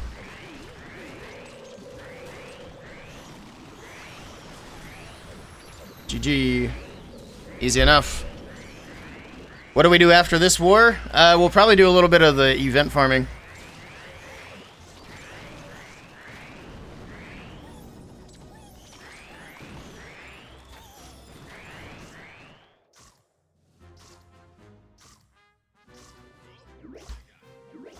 Poor guy lost his team in a training accident. We trained too hard. That's why North America doesn't have any teams. It's my fault. Alright, let's lock in and get ready to watch this match. No more broom witches. At least for now.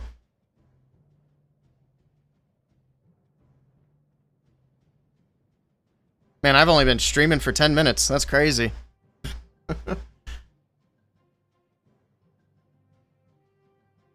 Yeah, we had to add the meme lizard.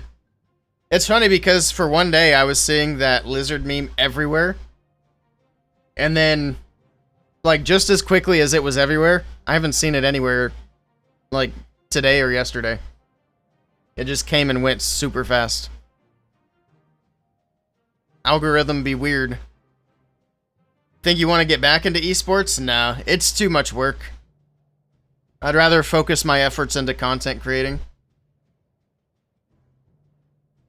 Content creating and the base building stuff. It's more fun for me to do those things than esports, and it's more rewarding. I think esports is only really rewarding if you're really good at it. Or if you really enjoy it. There were parts of esports that I really enjoyed, but for the most part, it was just stress. It was just stress and frustration. when things weren't going well.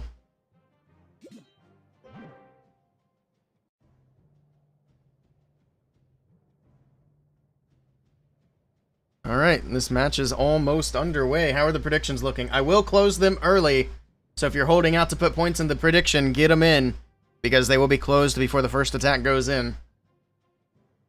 I did them for 15 minutes. The timing worked out pretty well. It'll overlap a little bit, but we'll just end it early.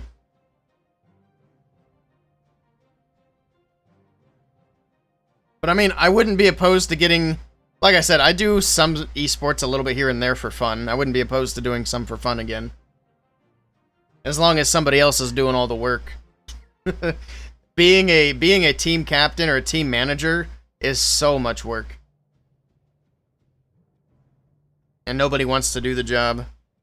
Well, not nobody. There are a few people here and there that do it. Those are the real MVPs of the esports teams, or the team managers.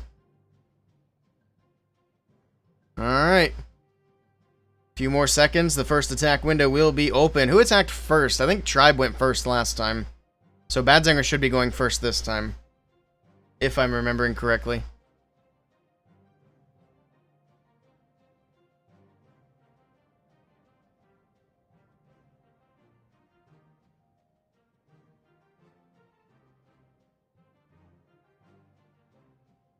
What do you have to do if you're a team manager? If you're a team manager, you're basically managing the schedule, setting up the matchups, managing the roster, the lineups, basically all the little parts and pieces that go into making sure the matches go through correctly. It all falls onto the team manager.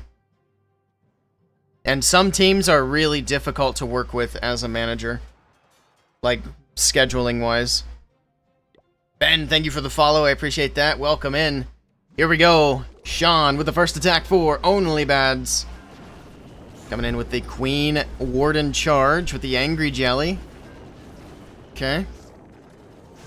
And you manage people? Yes. Managing people is not fun either. Alright, the Queen pushing in from the top side of the base. There's the Invis to keep the damage off of her. The Angry Jelly, I don't believe it is angry anymore. Yes, it is. Never mind. Alright. Queen continuing in. She's getting a lot of damage from that Expo, but there's the recall. Okay. And then there we go from the top left side of the base. We got the Root Riders coming in. The healers are moving over. The Queen and the Warden are back in. Pushing on in towards the Expo. The multi-archer tower. We'll see some funneling on the far left. There's the overgrowth in the core covering up the Inferno towers and the Town Hall itself. Skelly spell on the far left side. Going to distract the Ricochet Cannon and the Gear Tower. I like that. Troops continuing to move in. The overgrowth will be wearing off here before too much longer. Rocket balloons out the defensive clan castle. We got the poison over the furnace on defense. Tornado traps spinning things around. Alright, Town Hall is exposed again. The troops need to kind of double back. We didn't really funnel this outside. I'm not sure why he didn't. There we go. He's going to funnel on the far bottom. I see. Okay. I mean, it works. The troops went back to the Town Hall. That's the main thing I was worried about, was them skipping it. We've already seen 2 1-stars today. It'd be a disaster to start the match off with a 1-star. But he's good. He's got the Town Hall secured. Troops still moving through. They're thinning out quite a bit, though, and he's got a lot of base left to get through. I don't have a high level of confidence that this can 3-star, but we'll see what happens. We've had attacks like this that just somehow push through. We'll see if this is going to be one of them. Everything's still pushing across that right side of the base. Okay. Got lots of snakes coming out. Rocket Spear coming through. But yeah, the army is basically gone. This is going to be a defense for Tribe Gaming to start off the match. He still has the King's ability, a couple of spells, and a few small troops. But with the Monolith, with the Crusher Mortar popping off, I think it's just going to be a little bit too much, a little bit too overwhelming. Down goes the King, maybe? No? He actually dodged the giant cube. Defensive poison going off. Now the King goes down. And the Royal Champion's not going to be too far behind him. Nice try to Sean, but big defense to start the match. Just got a Discord notification that I'm live. Nice. I just got it too. I seen it pop up on the screen during the attack. Alright, can he push the percentage at all? I don't think he can. Everything's pretty well protected now. 90%. Light Yagami, thank you for that follow. I appreciate it. We are at 64.93.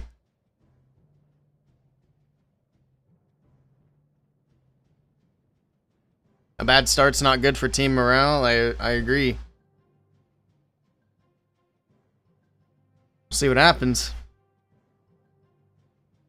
They could always get a defense as well. P. Castro likely coming in with the next attack. Is it a best of 3? No, it's not a best of 3. It's just a bracket reset. So whoever wins this match now is the champion. They take the first place prize. Doesn't matter if it's tribe or only bads.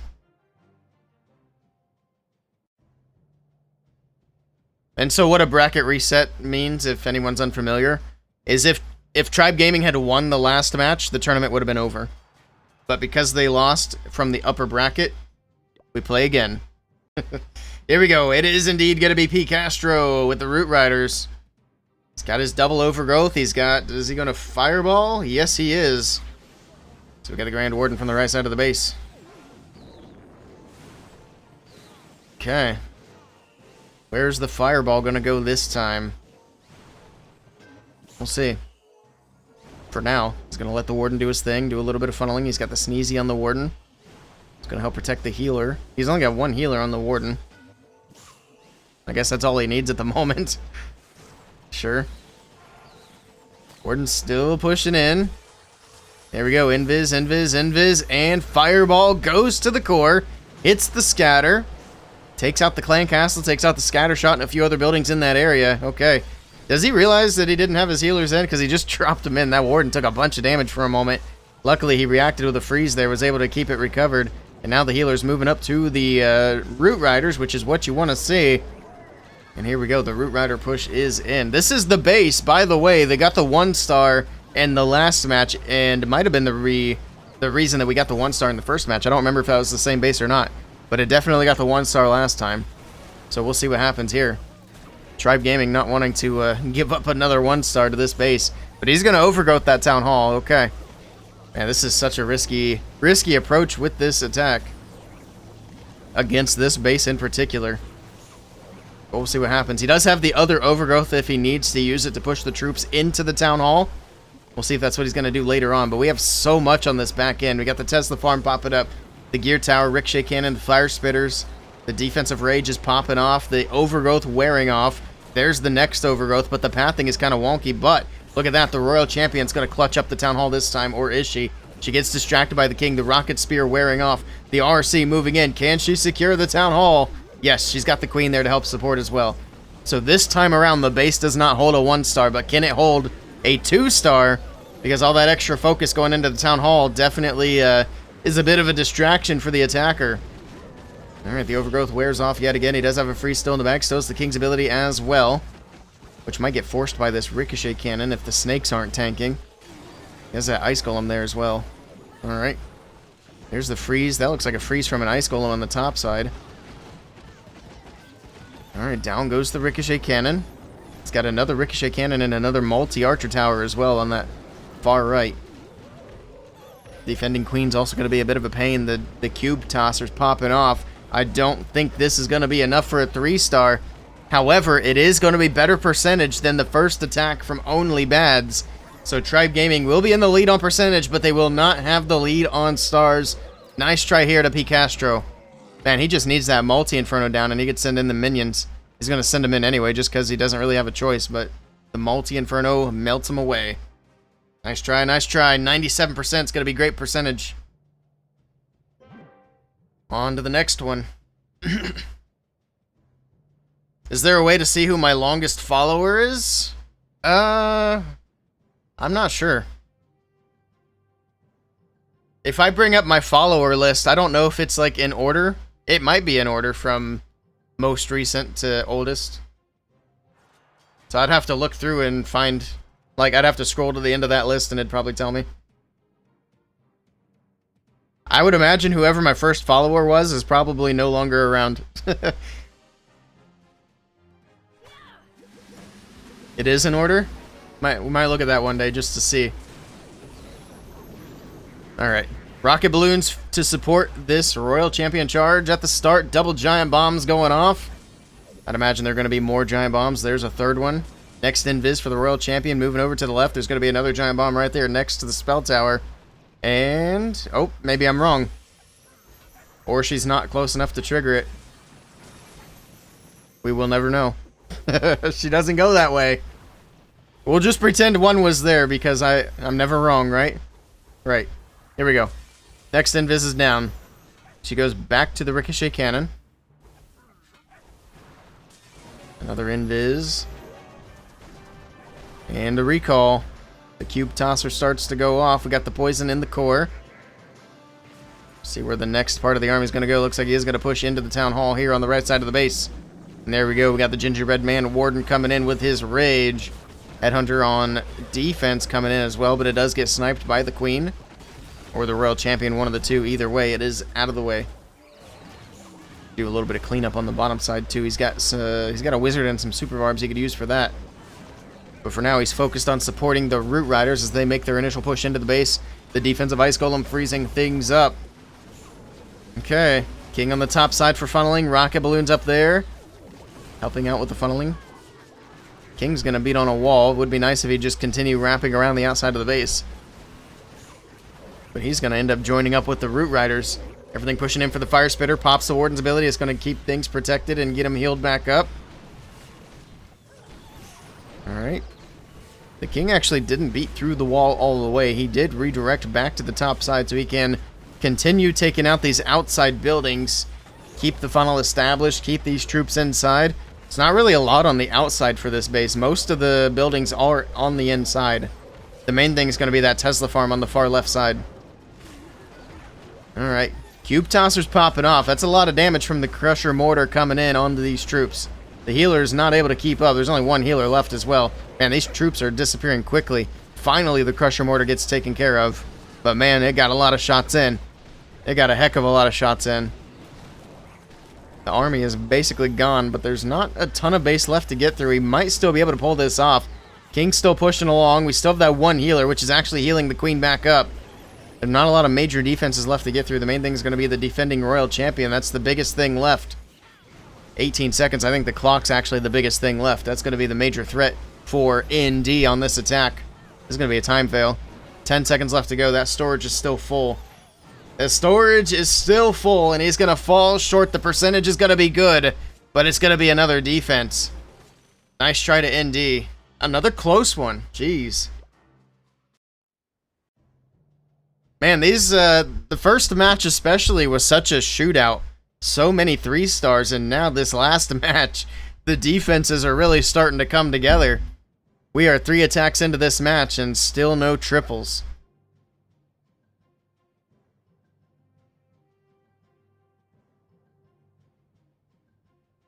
I see. Gotcha, Shivam. Med's been following for over a year and a half. Very nice.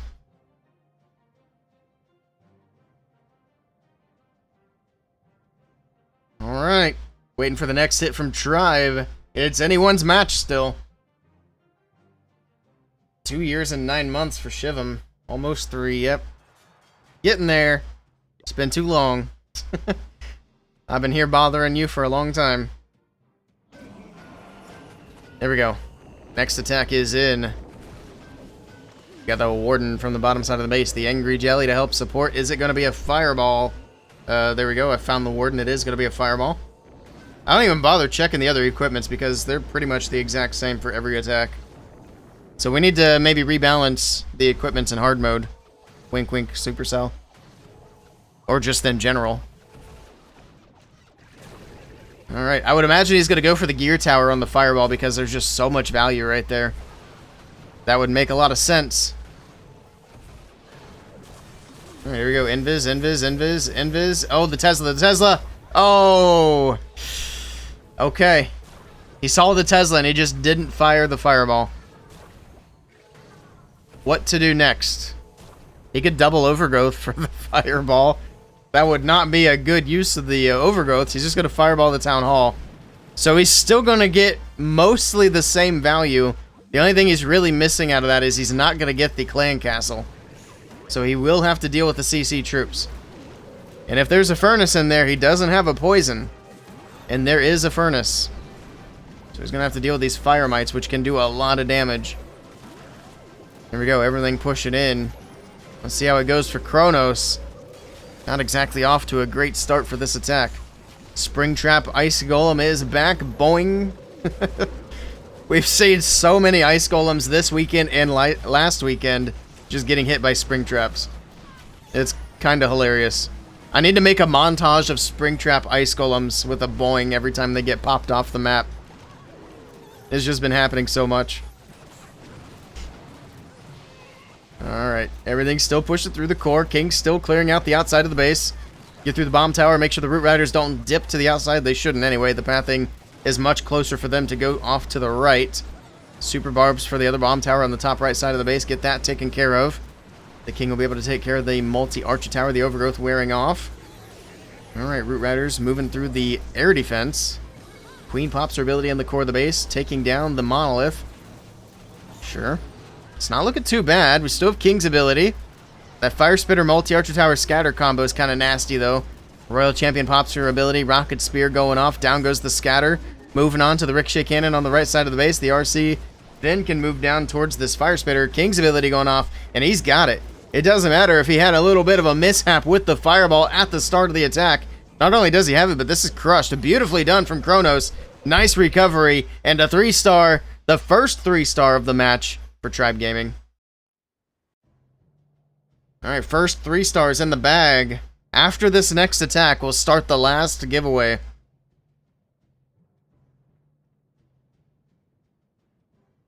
Yeah, swag the 4 spells. That's crazy. Just throwing those invis out there. Didn't need them.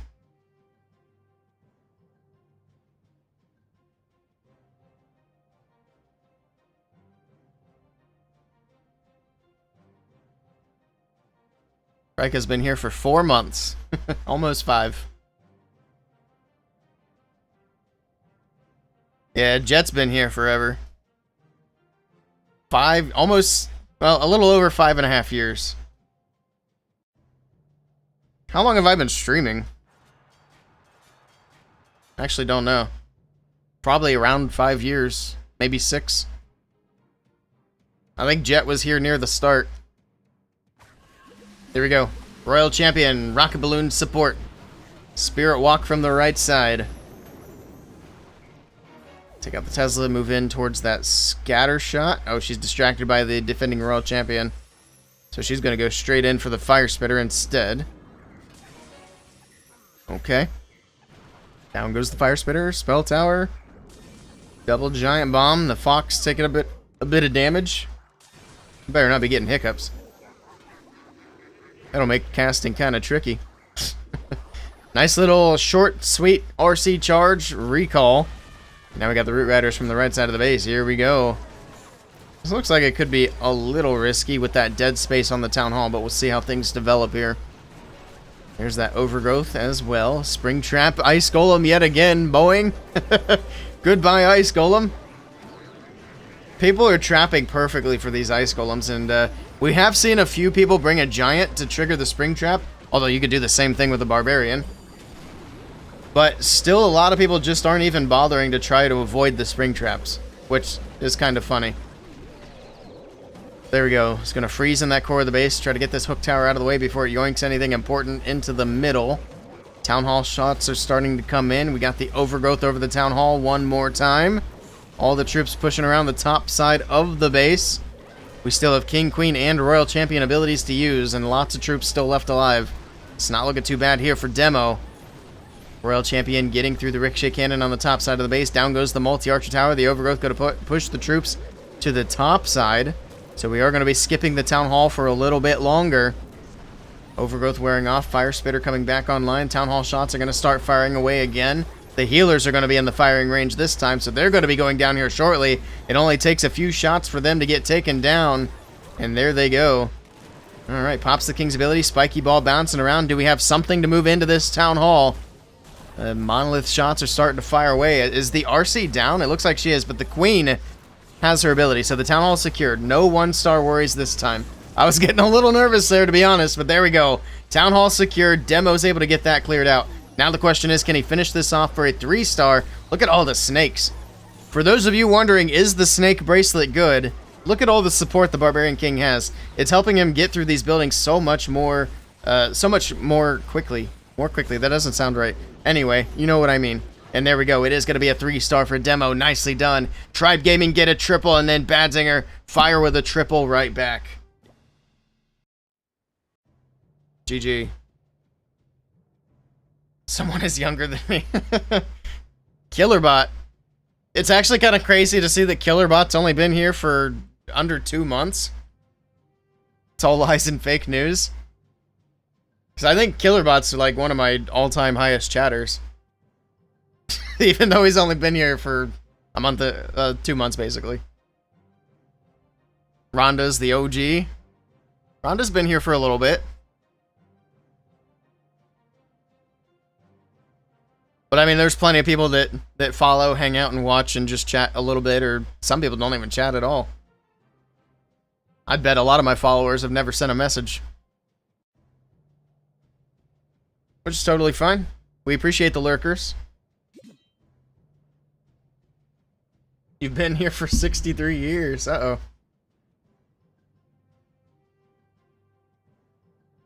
That's a pretty long time, considering I haven't been streaming that long.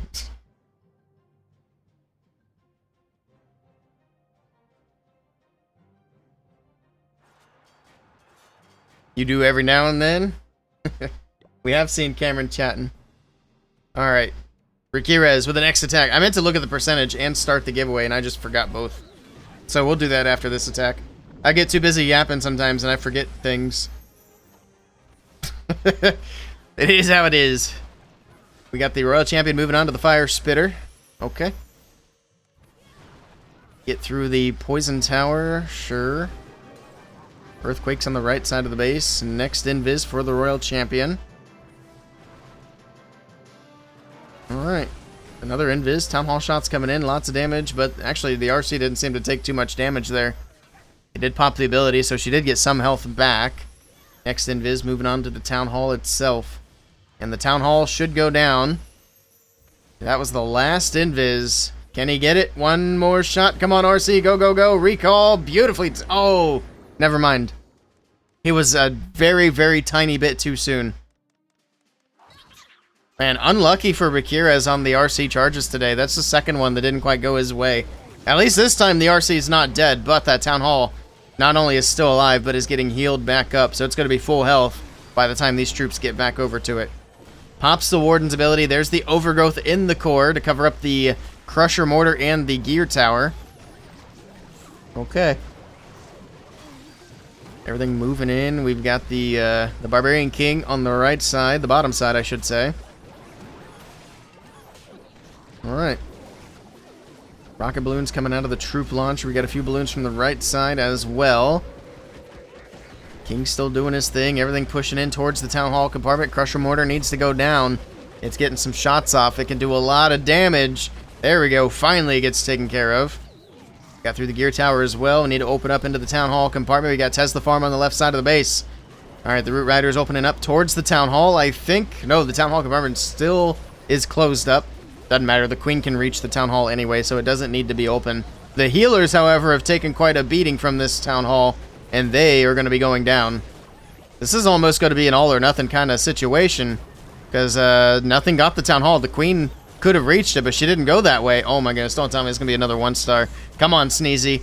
We're counting on you. Sneezy is literally the last hope for this attack to not 1-star. And the scatter shot's locked onto Sneezy, too. Oh my goodness, the Town Hall stays alive. Is this going to be it for Tribe Gaming in this match? Another 1-star for only Badzinger on defense. This is the third 1-star for only Badzinger on defense in 3 matches. Their defenses have been going absolutely insane in this tournament. And it is what they say. Good attacks win attacks. What was I saying? 3 stars win attacks is what I was saying. 3 stars win attacks, but defenses win championships. I screwed that up so badly, but it's okay. That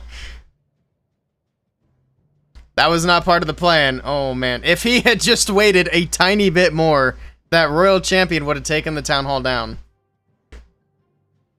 That is tough.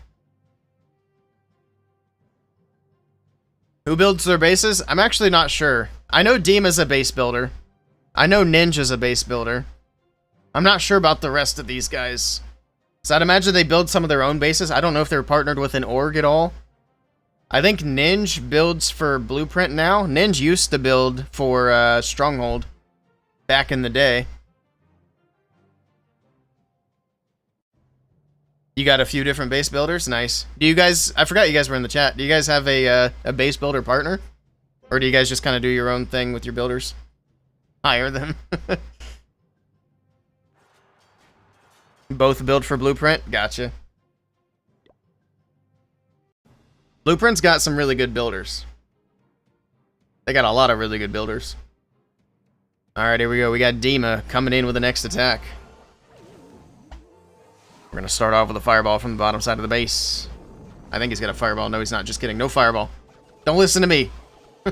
I just see Warden Walk and I assume fireball, but we've actually seen a lot of this here lately where it's an Angry Jelly Warden Walk with no fireball. Oh my goodness, that Warden. That Warden. Oh. Rip the Warden ability. Yikes. A little bit of a misplay here for Dima after the big defense. Okay, well at least he's keeping the Warden alive, so that's a plus. A little spinny wheel there, but we're fine. We're fine.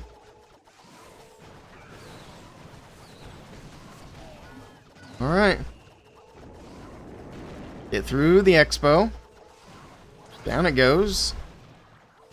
Archer Queen coming in. Got Skelly Spell on the right side of the base. And there we go. Got the Yeti Smash coming in. Full send from the right side. Another Spring Trap Ice Golem every time. Or at least almost every time. Those poor Ice Golems are just getting tossed around. It's hilarious. Alright, we got a jump spell leading into the core for the Super Yetis to push right down the middle. We got the healers moving up to keep the Yetis healthy. This would be a good time for that Warden ability. Unfortunately, he doesn't have it anymore. Alright. Actually, I think the Warden ability would have been mostly to heal up the healers, which they are taking damage from the poison and from the multi a little bit there. Multi Inferno is still going to be annoying, but there's the King ability opening up the entire middle of the base, taking down a bunch of these buildings. The healers are still hanging in there. They took a bit of damage, but now they're not being targeted except for the Seeking Air Mines that are popping up.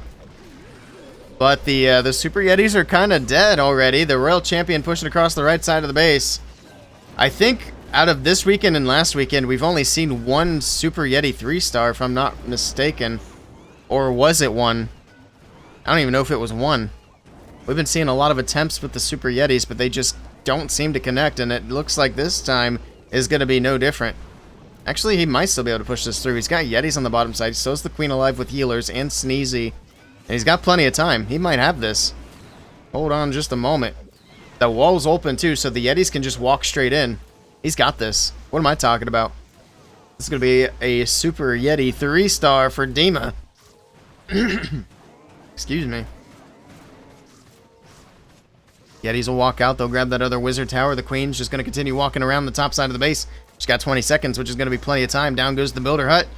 Down goes the storage eventually. 15 seconds on the clock. The Boo's going to grab that Helper Hut, and there it is. 3 stars on the board, and only Bads capitalize on the defense. So Tribe Gaming have to 3-star for even a chance to win the championship. That's got to feel bad for them, though. 2 1-stars, back-to-back matches for Tribe Gaming.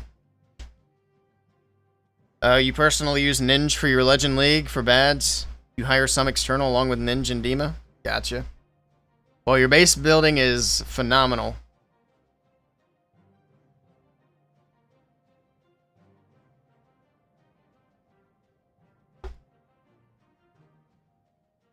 I think eventually I'm going to start looking into bringing in some new builders for WBB.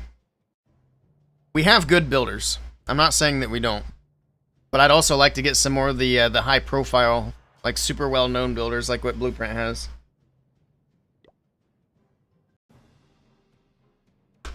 Here we go. Nabrax is in. We also need to find an org to support for WBB. We're a little lacking in that department. Alright, lots of rocket balloons from the right side, trying to push this Royal Champion right down towards the Town Hall and the Gear Tower. Okay, he's going to dip out away from the Gear Tower, just going to focus on the Town Hall itself for now. She'll double back and get the Gear Tower later. And there we go, pop the RC's ability, the haste going quickly. Moving on to the Fire Spitter on the far right side of the base, down goes the Spell Tower. Next Invis. Letting the Fox do the Invis, there we go. Where? Oh, she got distracted by CC, she's not going to get the Fire Spitter. Yikes. Not ideal, but not the end of the world. Alright, now she's moving down the middle of the base. Fire Spitter stays alive. She'll get the Multi-Inferno Tower instead. Not as good value, but still nice to grab. And there's the next Invis. Maybe go for the other Inferno Tower. I don't know if she'll be able to get it before she goes down. No, she got distracted by the Prince. Alright, Ice Golem on the top. On defense, gets taken out by the Archer Queen. And here we go with the Dragons. We got the Thunder Chicken from the left side of the base. Do a little bit of funneling. We got the early Lava Hound Ice Block in that Tornado Trap. Okay. That was a little too early, I think. Because that Lava Hound wasn't even close enough to the air defense to tank it during the Ice Block. I don't think it mattered. None of the Dragons were close enough. Alright. Well, here we go. Dragons are moving in. The Fire Spitter's going to be popping off a little bit here. He's got that other Fire Spitter on the other side of the base, which is going to be a big problem. The Royal Champion was supposed to get that taken down, but she wasn't able to. Down goes the Sweeper, so that's not going to be a hassle anymore.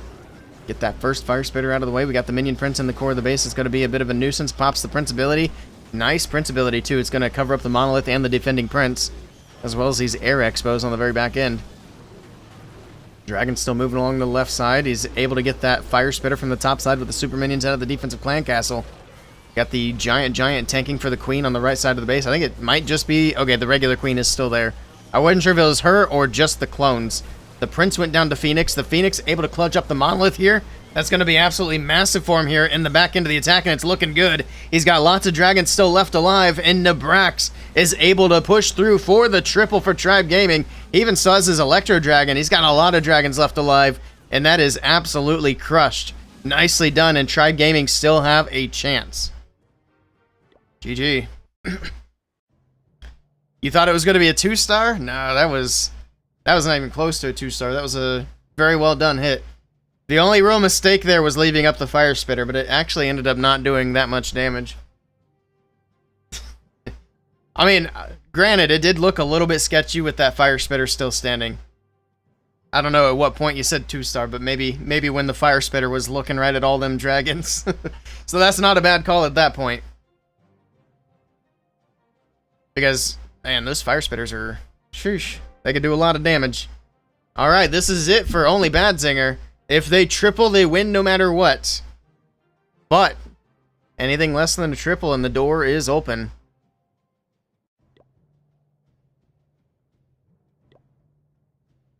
So, 77.6 to 75.8. So, I guess... not anything less than a triple. If they do get a high percentage 2-star... they will also secure the win. But here we go.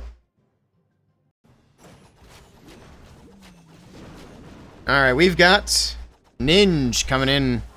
It's got that little Queen Charge Warden Walk that we've been seeing. Queen with the Angry Jelly pushing straight in for these defenses. Taking out the defending Queen. Down she goes. Get through the Ricochet Cannon as well. We'll see the Invis. There it is. Take that damage off of the troops pushing through. Alright.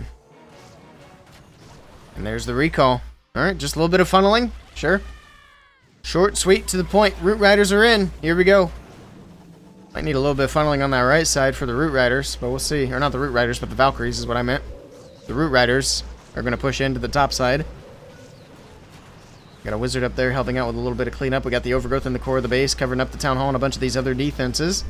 Got a Skelly Spell in the core to distract the Monolith and the Multi-Archer Tower as the Barbarian King makes his way in. Poison over the CC. Ice Golem's holding things up for just a bit here. Alright. King will get the funnel set. The pathing's going to be shaping up nicely. The Overgrowth will wear off here shortly. And he does have 2 more Overgrowths. Alright. Is he going to let the Town Hall get taken care of here? I'd imagine so. And then Overgrowth on the other side of the Town Hall. There it is. Perfect.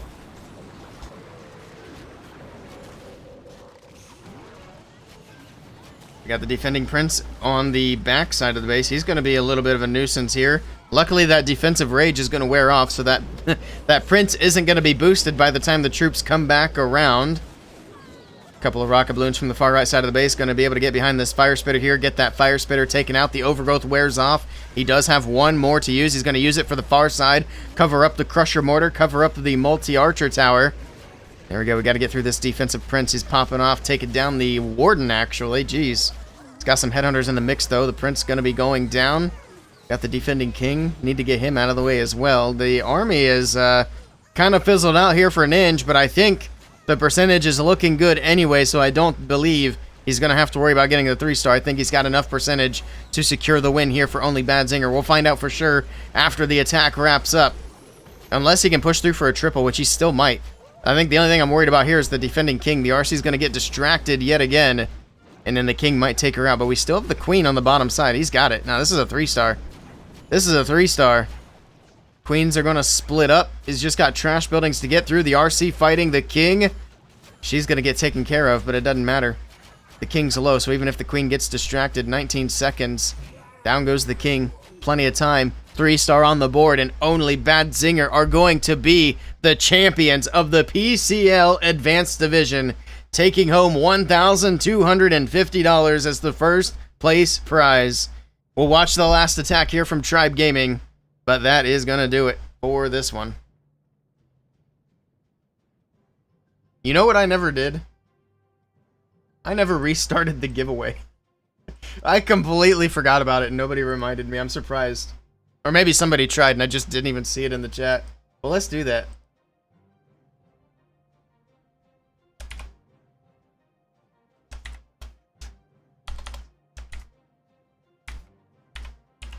Alright, exclamation BADZ in the chat. I was going to make it only BADZ, but that's kind of long. So, exclamation BADZ in the chat. Who 1-starred again? This time it was Rakirez.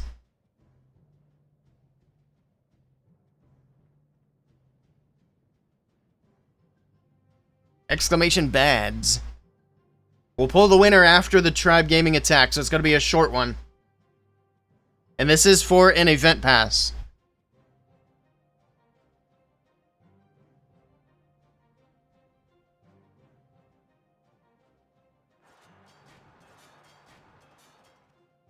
Here we go. The last attack is in, and we got Teamper coming in.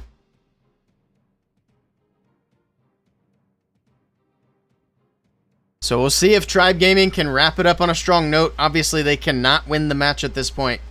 He's got 4 earthquakes. Can we get a big fireball? We'll see. There's a lot of earthquakes here for the fireball.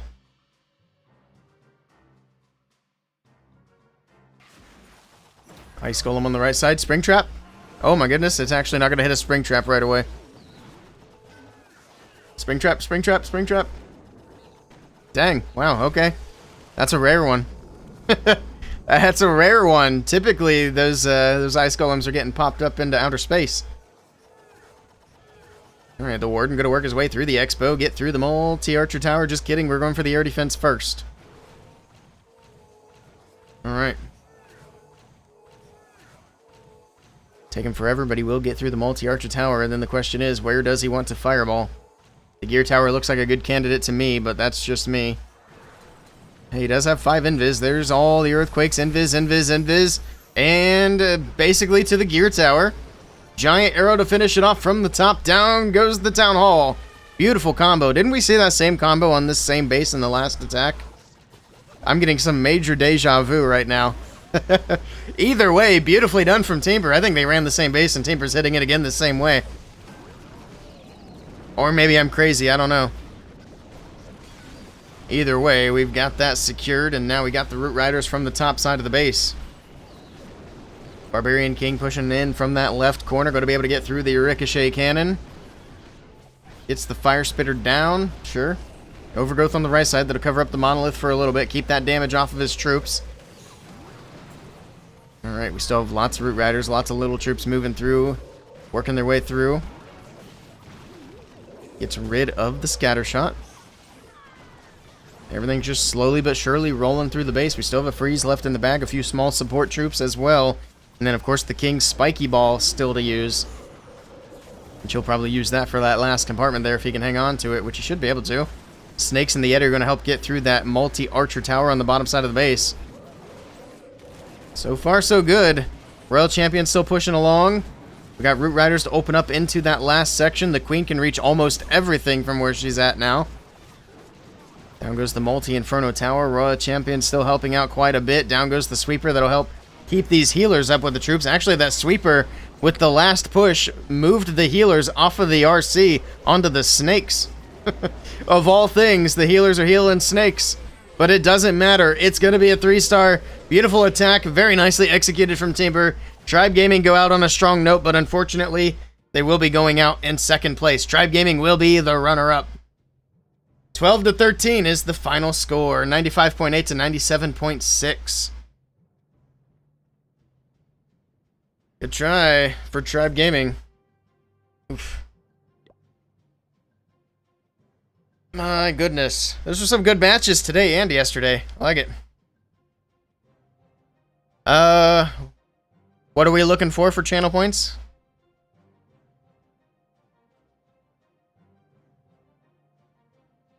I missed it. Oh, you wanted to add me as a friend. Yeah, we had to restrict it with channel points because my friend list keeps getting full. And it's full right now, so I'm going to have to actually thin some people out. But there we have it. Congratulations to Only Bads. They came in from the lower bracket and took the championship from Tribe Gaming. Sheesh. Hey, we got Mr. Morningstar coming in with a party of 6. Thank you for the raid, Mr. Morningstar. I appreciate it. Hope you had a good stream. Alright, let's pay out the prediction. Last call! Exclamation BADZ in the chat to enter to win for an event pass.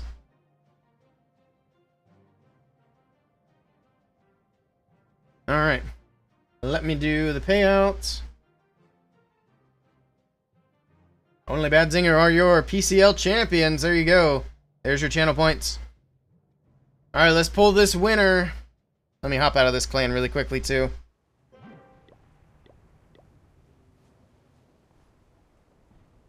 And the winner is Professor Cyrus. Congratulations, Professor Cyrus. It's been following for 2 years. Very nice. Alright, alright. Are you here, Mr. Cyrus? I would imagine. I think he just entered. There he is. So what I need you to do, Professor Cyrus, is DM me your Supercell ID name.